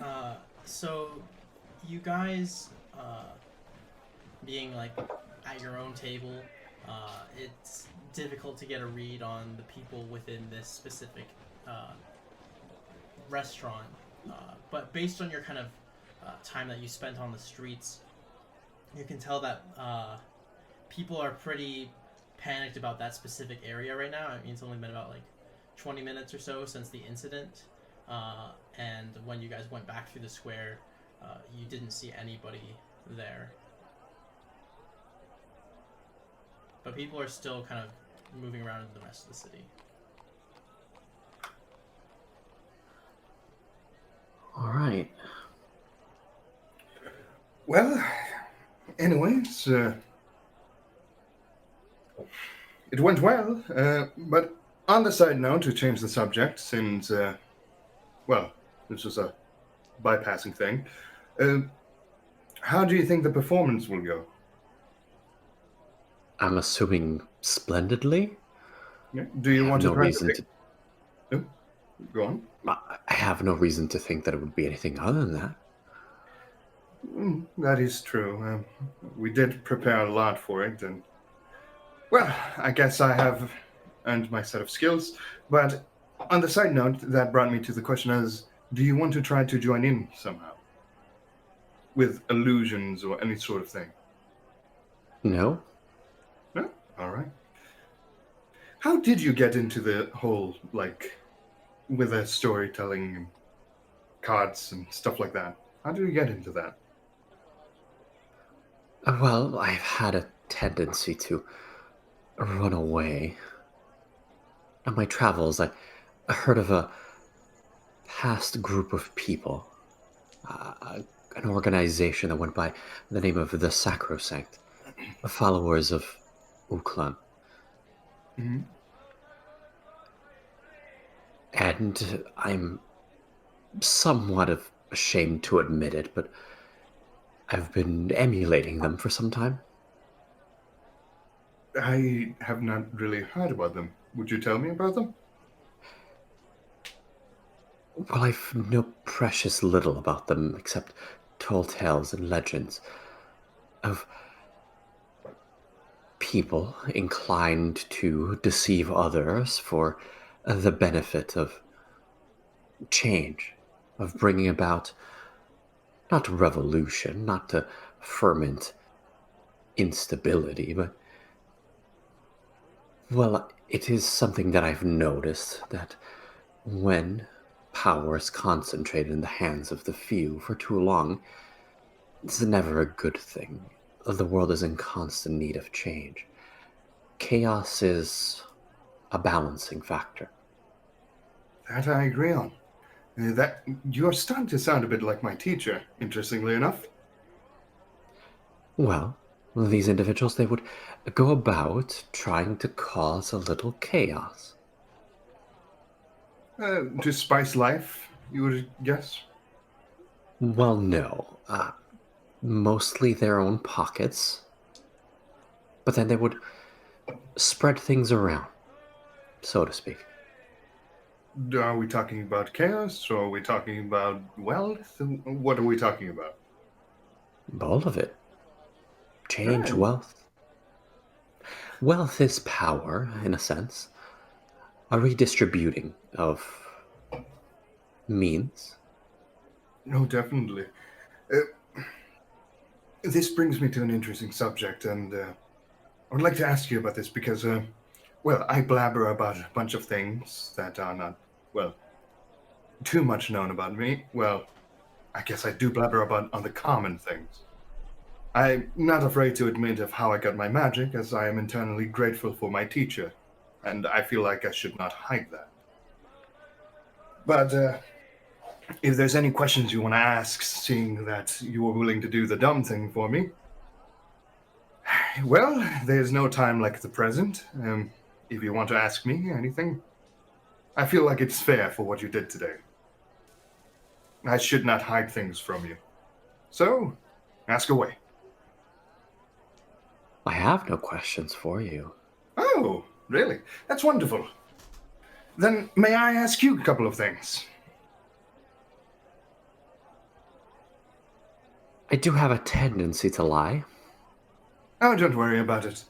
but as long as you keep that in mind, go right ahead. Sure thing. So, I'm not really an expert in demonology or anything like. Excuse me. This drink is a bit airy. Anyways, but yeah, when with that candle that you look at every now and then, and that strange notebook that you have, would that be in any case the situation with your any kind of points of the heart? Does that tie together? In a roundabout way. All right. It's a bit strange watching you do it, just so you know. I can imagine. Yeah. Did you know your eyes roll completely back? Yeah, it happens quite a bit. Really? Yes. You can't see it, but occasionally, when I summon shadows and whatnot, tends to happen. Don't you feel uncomfortable about it? They are literally spinning around in there. All right, but do you understand that I'm uncomfortably bound to a Oh, shard of some... Look, it's the least strange thing about me. Oh, definitely. I know. I'm just asking. Curiosity, if you may. It's an odd point to fixate on. Well, I already am aware of. Well, let me put it this way: when you were drunk, you spilled a lot. About the main thing. Let's not talk about that.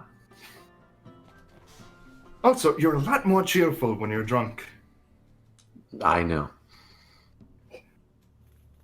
Also, the tavern lady back in the tavern really had her eye on you. That I didn't know. Yes, when you were drunk, she was quite interested in you. Suppose we're lucky that we're miles and miles and miles away. Oh, yes. Well, I always meant to tell you, but, well, situations kind of kept escalating. Is that what you call waking up 20 miles out of town? Well, that's one way to call it. Escalating. I'll keep that in mind. I'll add it to my dictionary. Escalating. Very good. Oh, come on. It paid out well so far, hasn't it? I won't lie on that one. Plus, the adventure. It's boring, well, staying in one place for too long. Life is never boring. Oh, trust me, it can be. Well, at least to me. If you're always staying in the same place, I found that it eventually becomes a bit, a bit bland. Plus, it's always fun to see new things. No, it's a shame when it becomes, and it kind of looks around the city, looks around outside the thing, and when it becomes a bit like that. But sometimes you meet wonderful cultures, wonderful people, and, well, you never know. And plus, it's good to have seen the world. Well, sometimes you don't meet people who are interesting, and people who are not very nice. Oh yes, certain curtains remind me of that. All right, let's say we get everything we want. Yeah. The shard gets removed from within me, and you get to have your way. What happens next? Well, that's a bit interesting. I've not really been specific about what I want out of it, have I? Well, all right. And it kind of leans in. So, when I was much younger, I lived in a village in the north. Quaint little place. The typical, learn how to be a god when you're young, and, if you're not smart, be, good at physical activities. My life was going to be a boring one. I was just going to be another village god boy, and that was going to be my life. And I don't know, someday I would have married someone, and, typical village life. But I met this wonderful person, most beautiful woman I've ever seen in my life. Well, I will not lie. She was, a lot of the men were well acquainted with her. That much was fairly, obvious. But one day the man became, how do I say it? Let's just say I wasn't really good at confronting people. Not as I am now. And I would have, and it kind of spins his hand around awkwardly, watch her from a distance. And I think I need more to drink before I continue this. Could I have another glass? And he puts a gold on. A glass of promptly brought out to you. He swigs it in one go. Whew. All right, I am starting to feel the bit of buzz. All right, so, yes, I watched her from a distance, and, well, she was wonderful and always so kind, and, well, before you knew it, she, well, spotted me, which wasn't really hard at the time. And the strangest thing happened. So when I meant to, well, not be, as I said, spotted or anything like that, he's like getting a bit tipsy at this point. Well, one led to another, and she found me, and she told me to come over. Now, me being young, and she was older than I was, so, you know, a bit strange. But, well, I fell in love. Let's just put it that way. I was very much in love with this young woman, and I started after that. I managed to talk to her. I won't go into details, and so I did every day. Even skipped on guard duties just to, well, go see, well, guard training, just to see her, even during the winters, when, you know, blizzards and other such things like it's in the north. And, well, later on, the men that would have also visited her at the time, well, they become faintly sick, almost like the life was drained out of them, if you may. No one died, but people very quickly caught on that, well, it was the strange woman's fault, as she had and she was not related to anyone in the town. She kind of just appeared one day, you know? As one does. Yes, and, well, turns out that, well, my dearly beloved was, a devil. I think you might be aware of what kind. I see. But, let me put it this way. She never did anything to try to steal my soul or anything like that. If anything, she was quite away from the subject. She'd never tried to, like, force me into a deal or anything like that, but over time, she seemed to grow weaker. And I read about this, and this is one of the things that happens when a devil has been, well, one of the ways how she got out at least, and she was growing weaker by the time. And, well, eventually, well, like I said, the villagers caught on, and, well, they tried to burn her house down.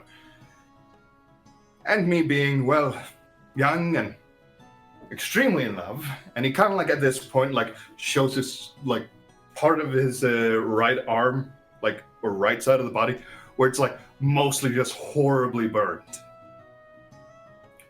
You can imagine what I did.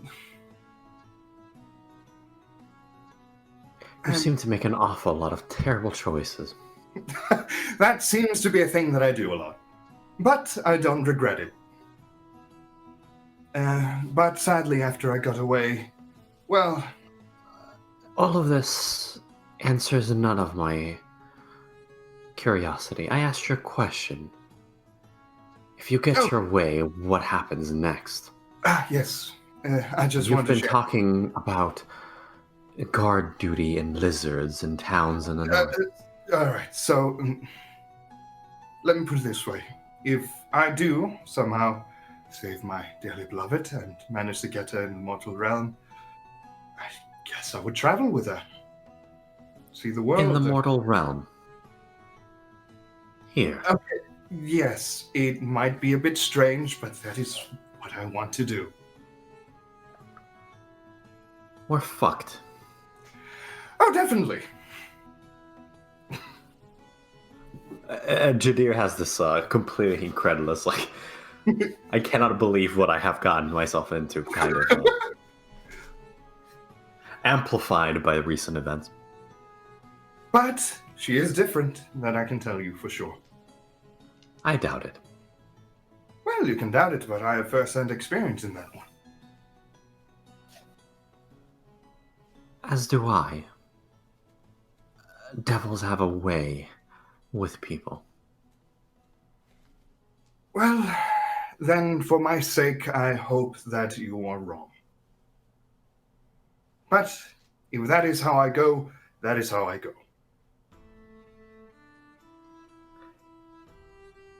All right.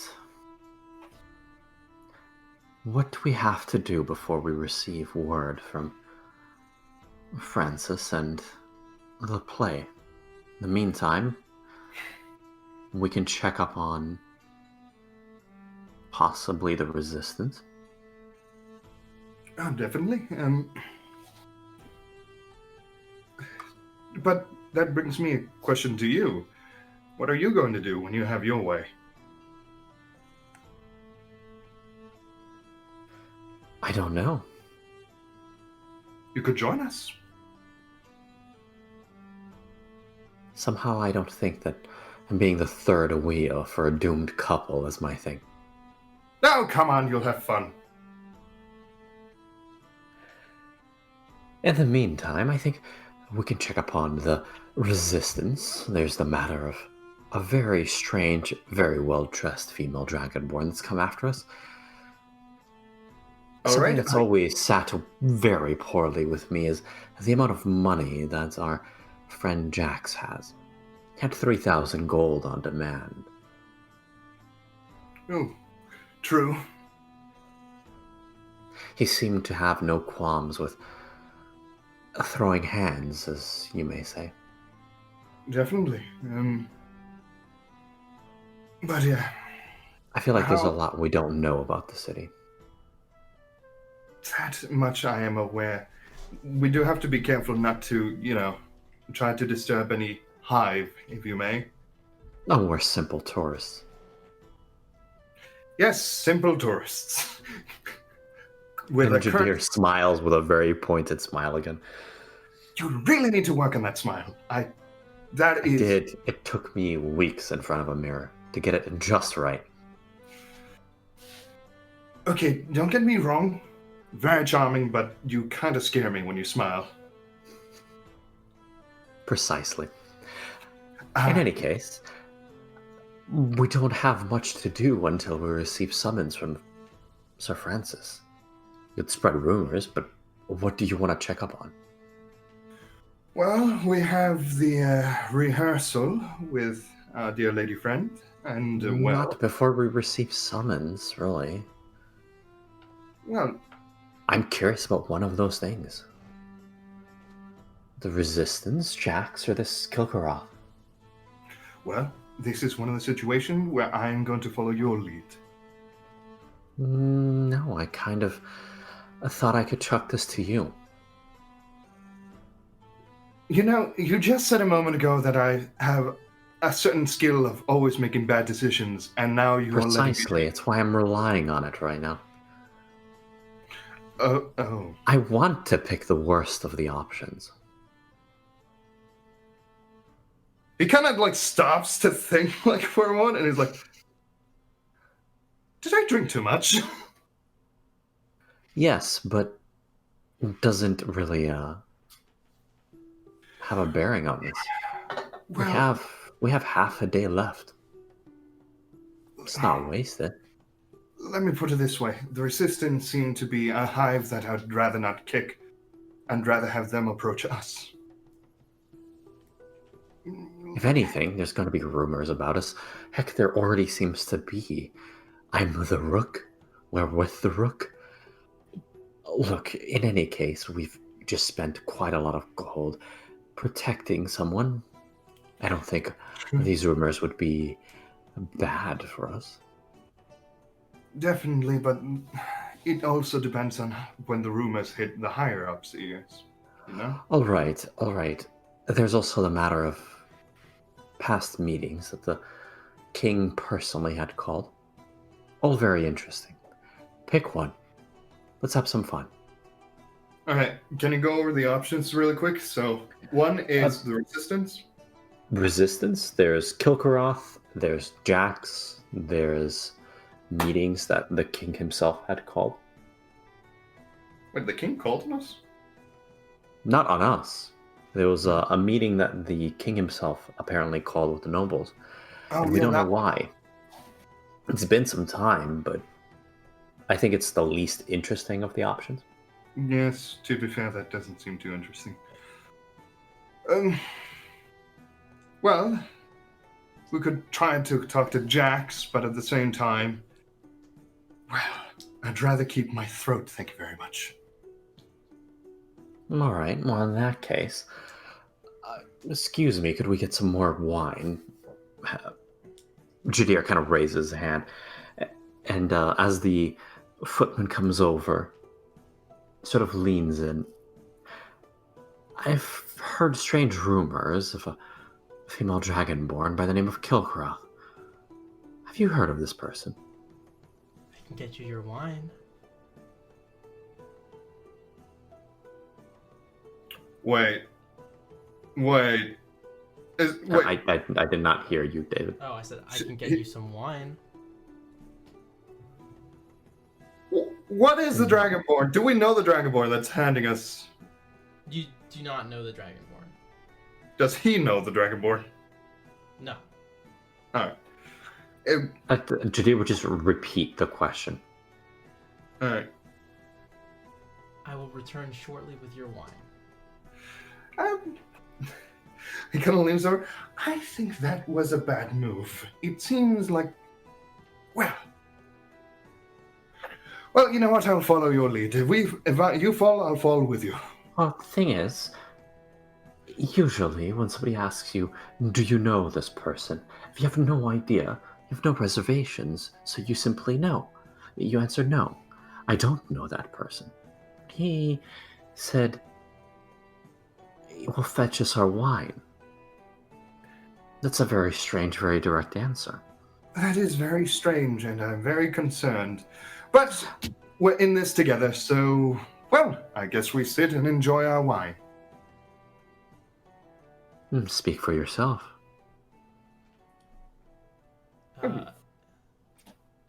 You notice, as you guys are talking, out of the corner of your eye, you see the serving dragonborn share some brief whispers with another person at the back before bringing out some more wine.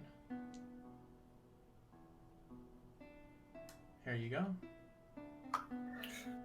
Jadir will subtle spell cast detect thoughts and say, where is Kilkara? Wait, let me detect thoughts.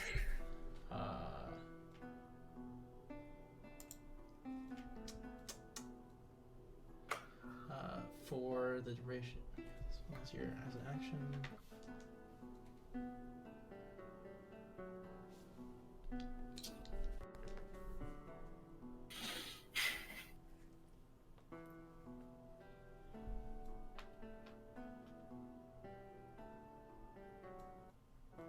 Okay, so you detect, you subtle spell detect thoughts, and you detect, as you say, where is Kilkaroth? You immediately receive images of kind of red and gold, a building with a marble floor. It reminds you a lot of the bathhouse at the temple. You see like a large table, and you can see in his mind Kilkaroth, along with many other dragonborns all gathered about this room, and you also see a great statue in probably soapstone of Yarden.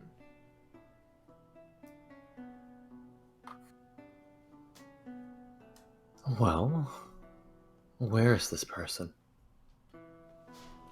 I don't know who you're talking about. You do. Can I get you anything else? I just look. Yeah. I had previously exchanged words with this person. They seemed friendly enough. Gerald just looks confused. He's like, The serving boy is looking at you, you can see confusion on his face very prominently. I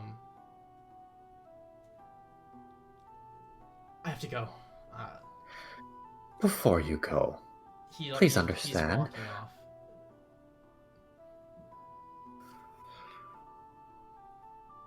Well, Tell her if she's interested, we're willing to have a meeting.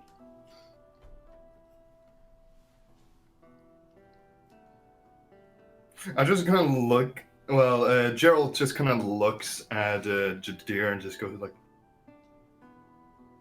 "What just happened?" Like looking as confused as the boy. Like, did I drink? I think I drank way too much. Possibly. I think and he kind of like puts the drink away. I think I should stop on that one. The city is strange. Yes. I've had more alcohol than I usually do have. It is hitting me strangely. So, It's lunchtime. Try to take it easy. Trust me, it's just you're the first one that I've ever told the whole story with the woman. So, wow. Anyways, so who is this Kilgorath? The name is very intimidating. Suppose she's a leader of the resistance of some kind, a lieutenant, someone in a position of power, or maybe not with the resistance, maybe a separate chapter. Definitely aligned with past religious connections. I don't see why they would be gathered with. Well, I saw visions of connections. Are you sure we want to get close to this situation? This seems all very... He kind of looks around. But As you're saying, "Boo," you see a heavily armored dragonborn, a red dragonborn, come out from the back room and move towards your table. He pulls out a chair and sits down with the two of you and says, "I hear you guys have been poking your heads perhaps where it does not belong. How do you know this person?" Well, I was going about shopping for some fine fabrics, and when she approached me, we exchanged some words about silks and fabrics and who supplies them. She struck out as a very friendly person. Told me many things about the city and its people. She seemed very odd.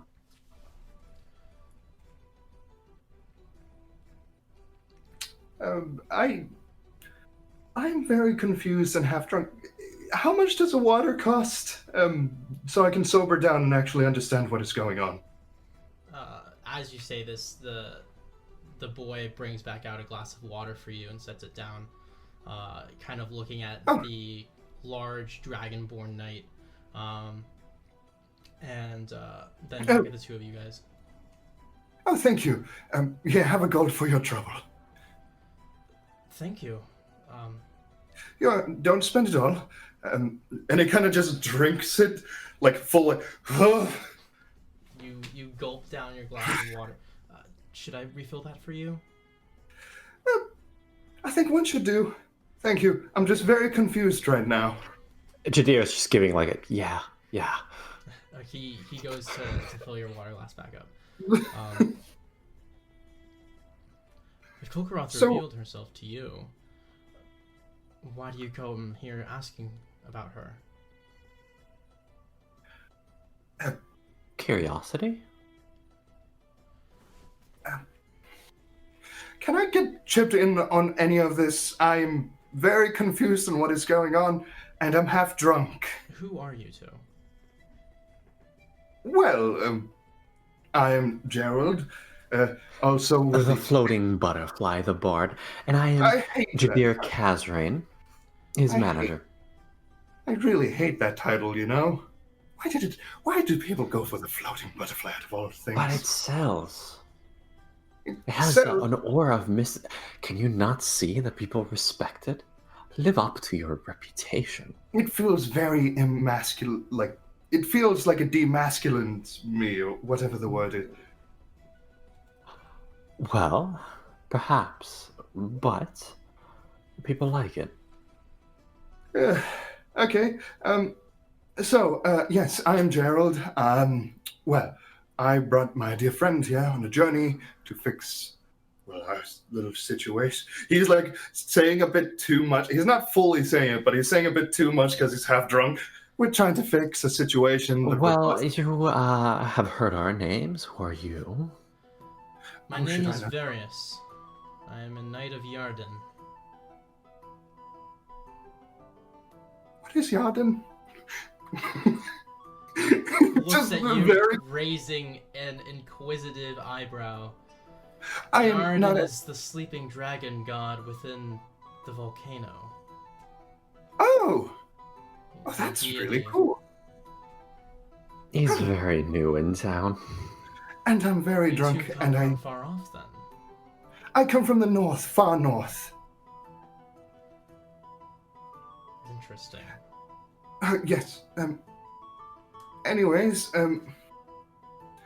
so just so I am on the same page as everyone, you are a friendly Dragonborn Knight, or you look it, and you somehow know my friend here, and he somehow knows a friend of yours. And why didn't you tell me any of this? He kind of just looks at dear.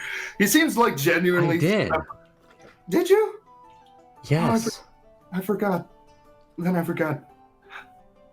A lot has been going on. I'm very sorry if I don't remember.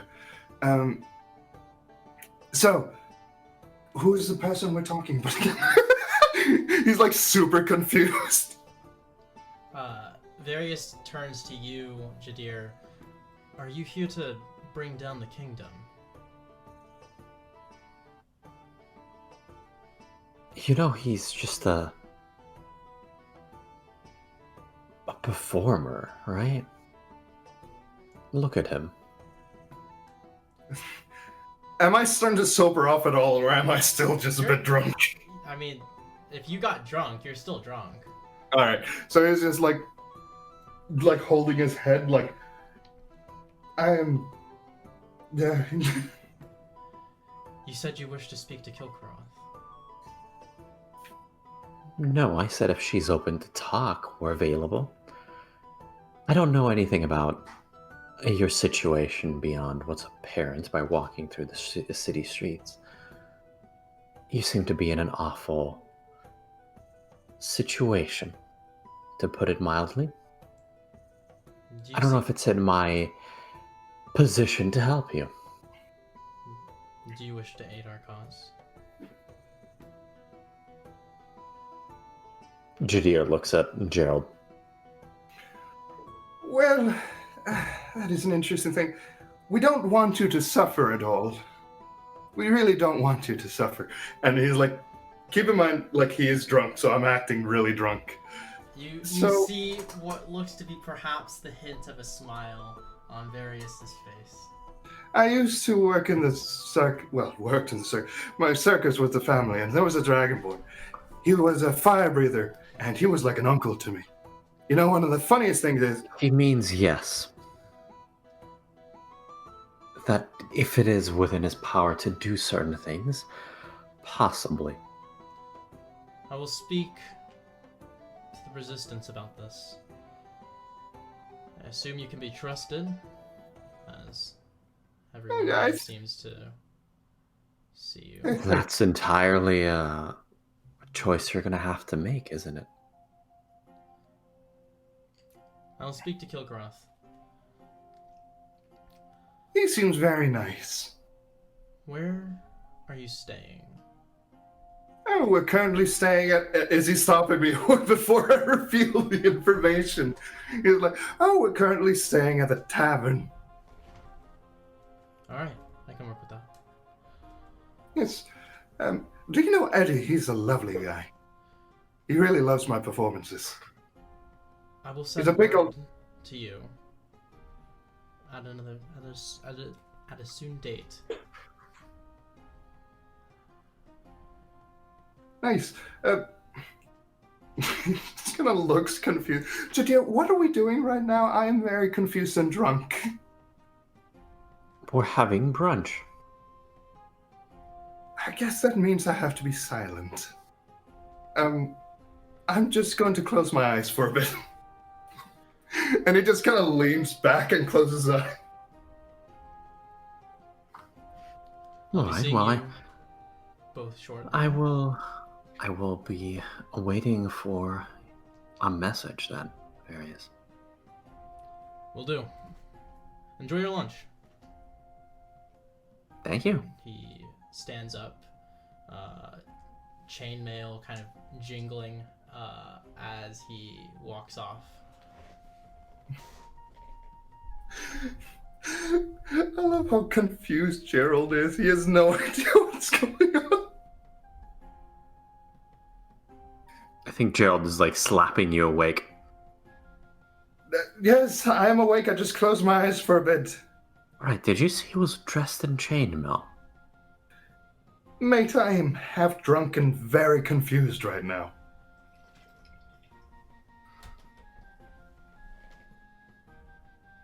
Do you think I see much? Alright, so he was wearing chainmail. Doesn't that strike you as a bit odd? In this culture, I guess yes.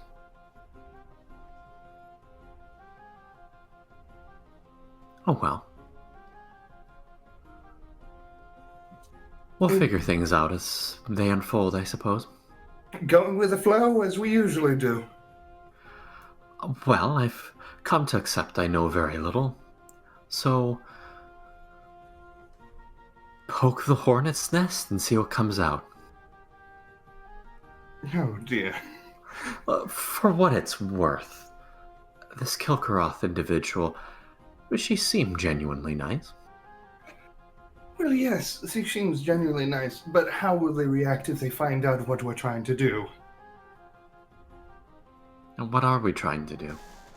Well, we're trying to get, like, the thing out here, and I'm trying to get, my beloved on this realm, and I don't think that's a very... It has nothing to do with them. Does it? Well, they might ask us.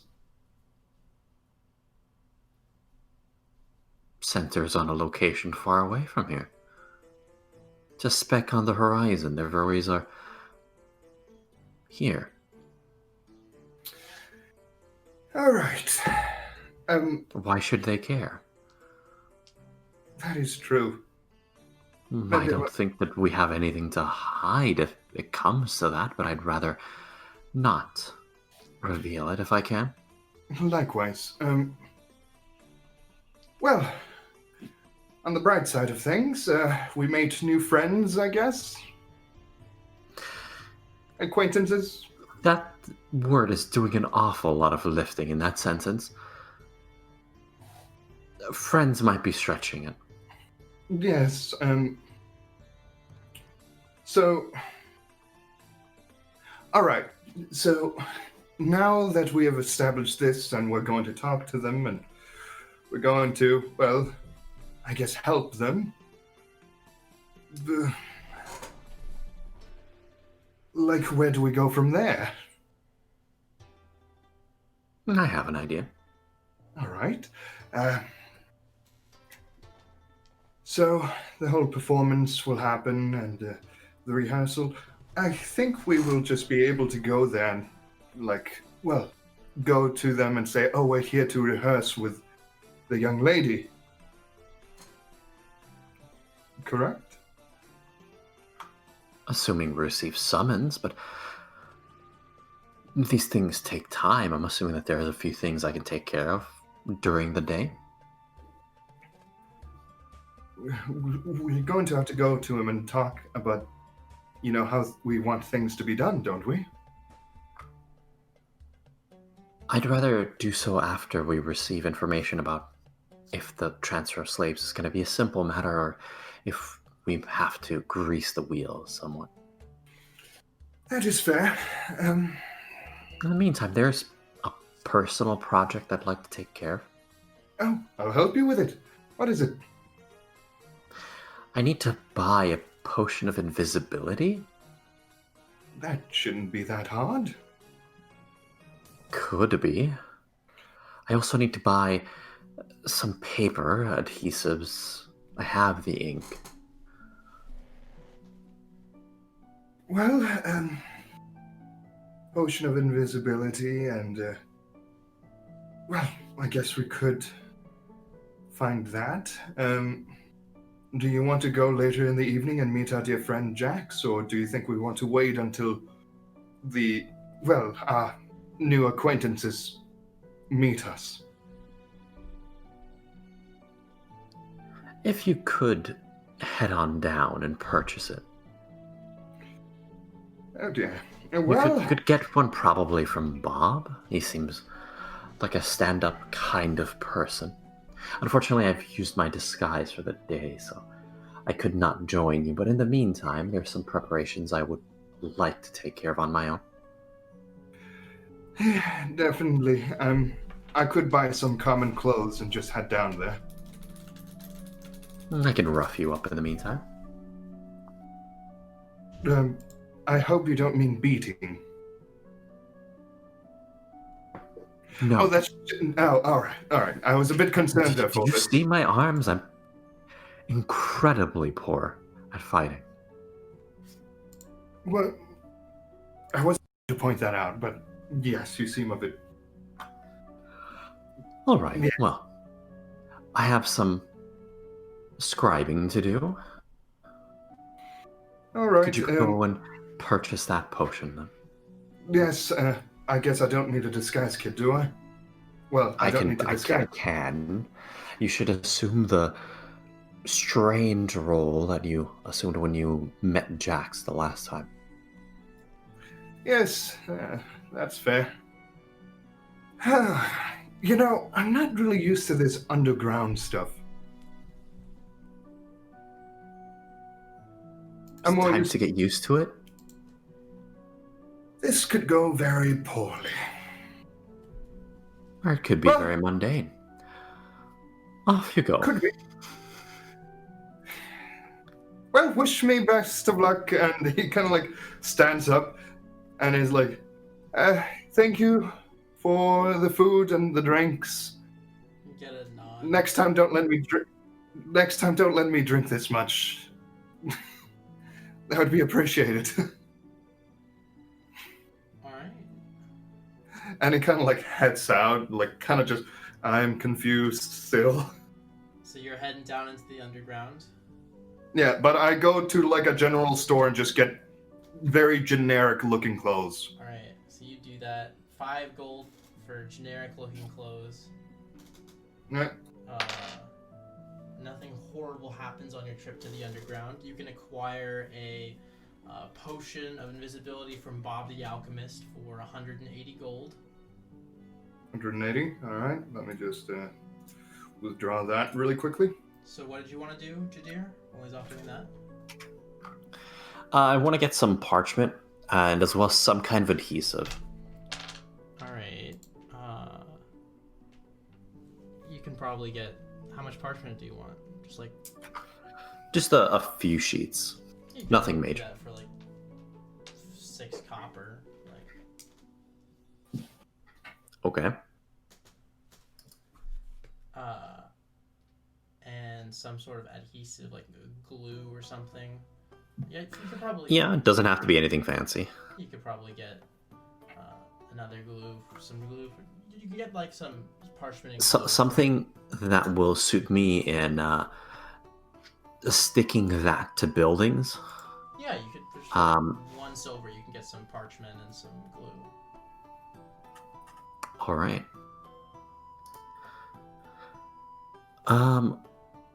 And what I would like to do, if I get the invisibility potion as well as time to scribe, I'd like to create very well written lists of grievances that are written from Jeremiah Kingsley, a warning of abandoning the faith and trespassing or moving away from good and holy. Basically, a warning of possible vengeance and retribution to the people of Barad in the case where they don't abort their past ways. All right. Yeah, you do that. And I want to drink the potion of invisibility and go around town invisible, sticking these things to common buildings, statues, whatnot. And I want all of them to center around the poorest areas of the city. Okay. As long as Gerald, I assume you give him the potion. Yeah, I give him the potion. Yeah. So you manage to do that without much of a problem. You spend the rest of the day. An evening comes by. You having finished your work. You guys returning to the tavern? It's time for bacon blossoms. They will be on me. You guys have a wonderful night of bacon blossoms, and when you return to your rooms, you find that under something that had been there's a piece of paper that had been slipped under your door, folded up within an envelope.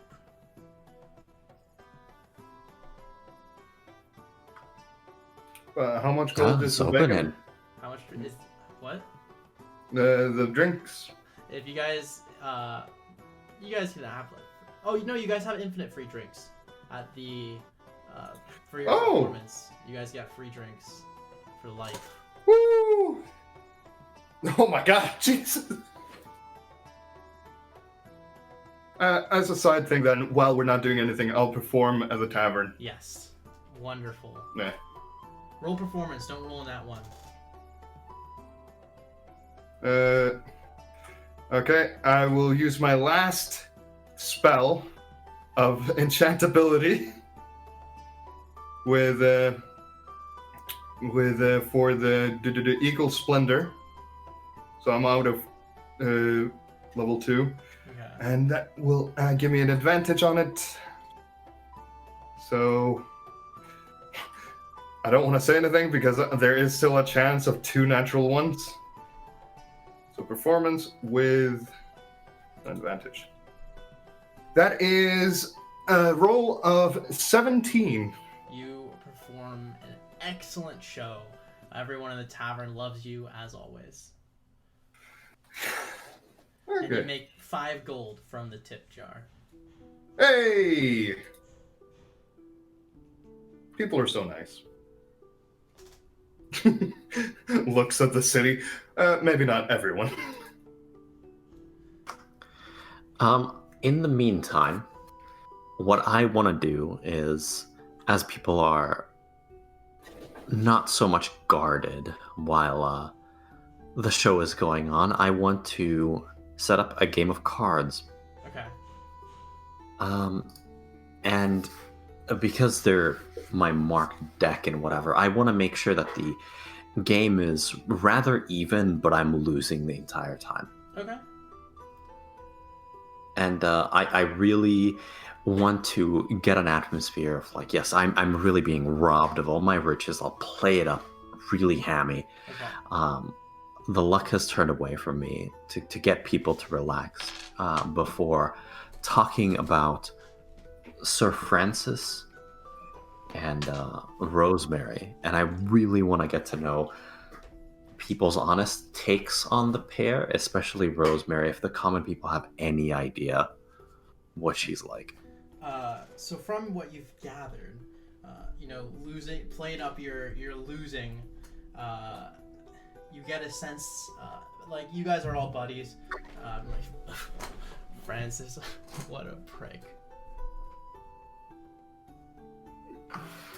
Tell me something I don't know. He walks around, does stupid shit, treats us all like garbage. But just regular noble things. And like another guy with like a long nose, leads and he's like, Rosemary, whew. Like to get my hands on that fine piece of meat. I know, right?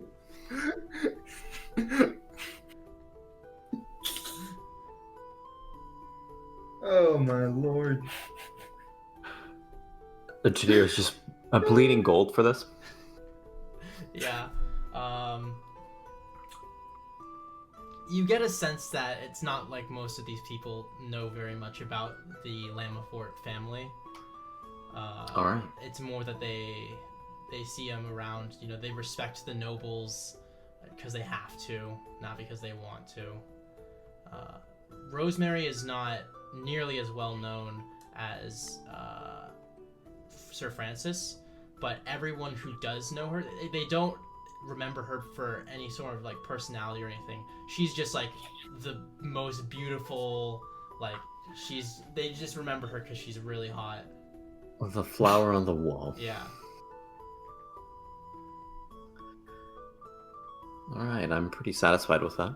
You lose 5 gold.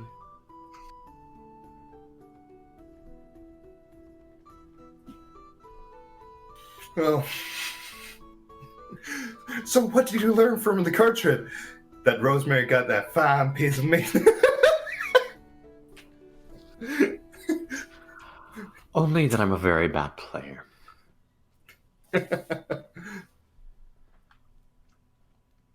Oh my lord. Does anything interesting happen during the performance, or just go casually? It seems like a very casual regular night. It's not, the tavern is not as rowdy as it usually is tonight. Seems that people are probably, it's a weekday. People have been working hard. Not quite as rowdy as it gets on the weekends, but you guys are used to the ups and downs of the tavern as you guys have spent a significant amount of time here. Oh. All right. In that case, there's nothing much for Jadir to do for the rest of the day. I'm like trying to think of making one interesting thing happen. Just before like it goes to the night. This might sound silly. I want to use the money that I got from the tip. And people like Gerald, right? Yeah, people love you. All right. How much alcohol can I buy for 5 gold? You could buy drinks for enough. You could buy a round for about 40 people, probably. Okay, so I basically go the first come, first serve on me for those many drinks. Everyone is just like, so everyone loves you so much. You get people come and thank you and pat you, give you like a nice hard slap on the back. You get some bro hugs. It's very homely and welcoming. Yeah. But yeah, is that what you guys are doing for tonight? Yeah. Indeed it is. Yeah. And when you do retreat to your room, you find, as you open the door, there has been an envelope slipped under your door. And it has the seal of the Lamafort family on it.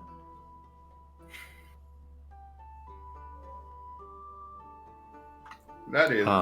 Let's open it up. All right. You pull off the wax seal. You open up the envelope. You pull out the scroll of parchment. And that is where we will end today's session. Oh. Fuck you.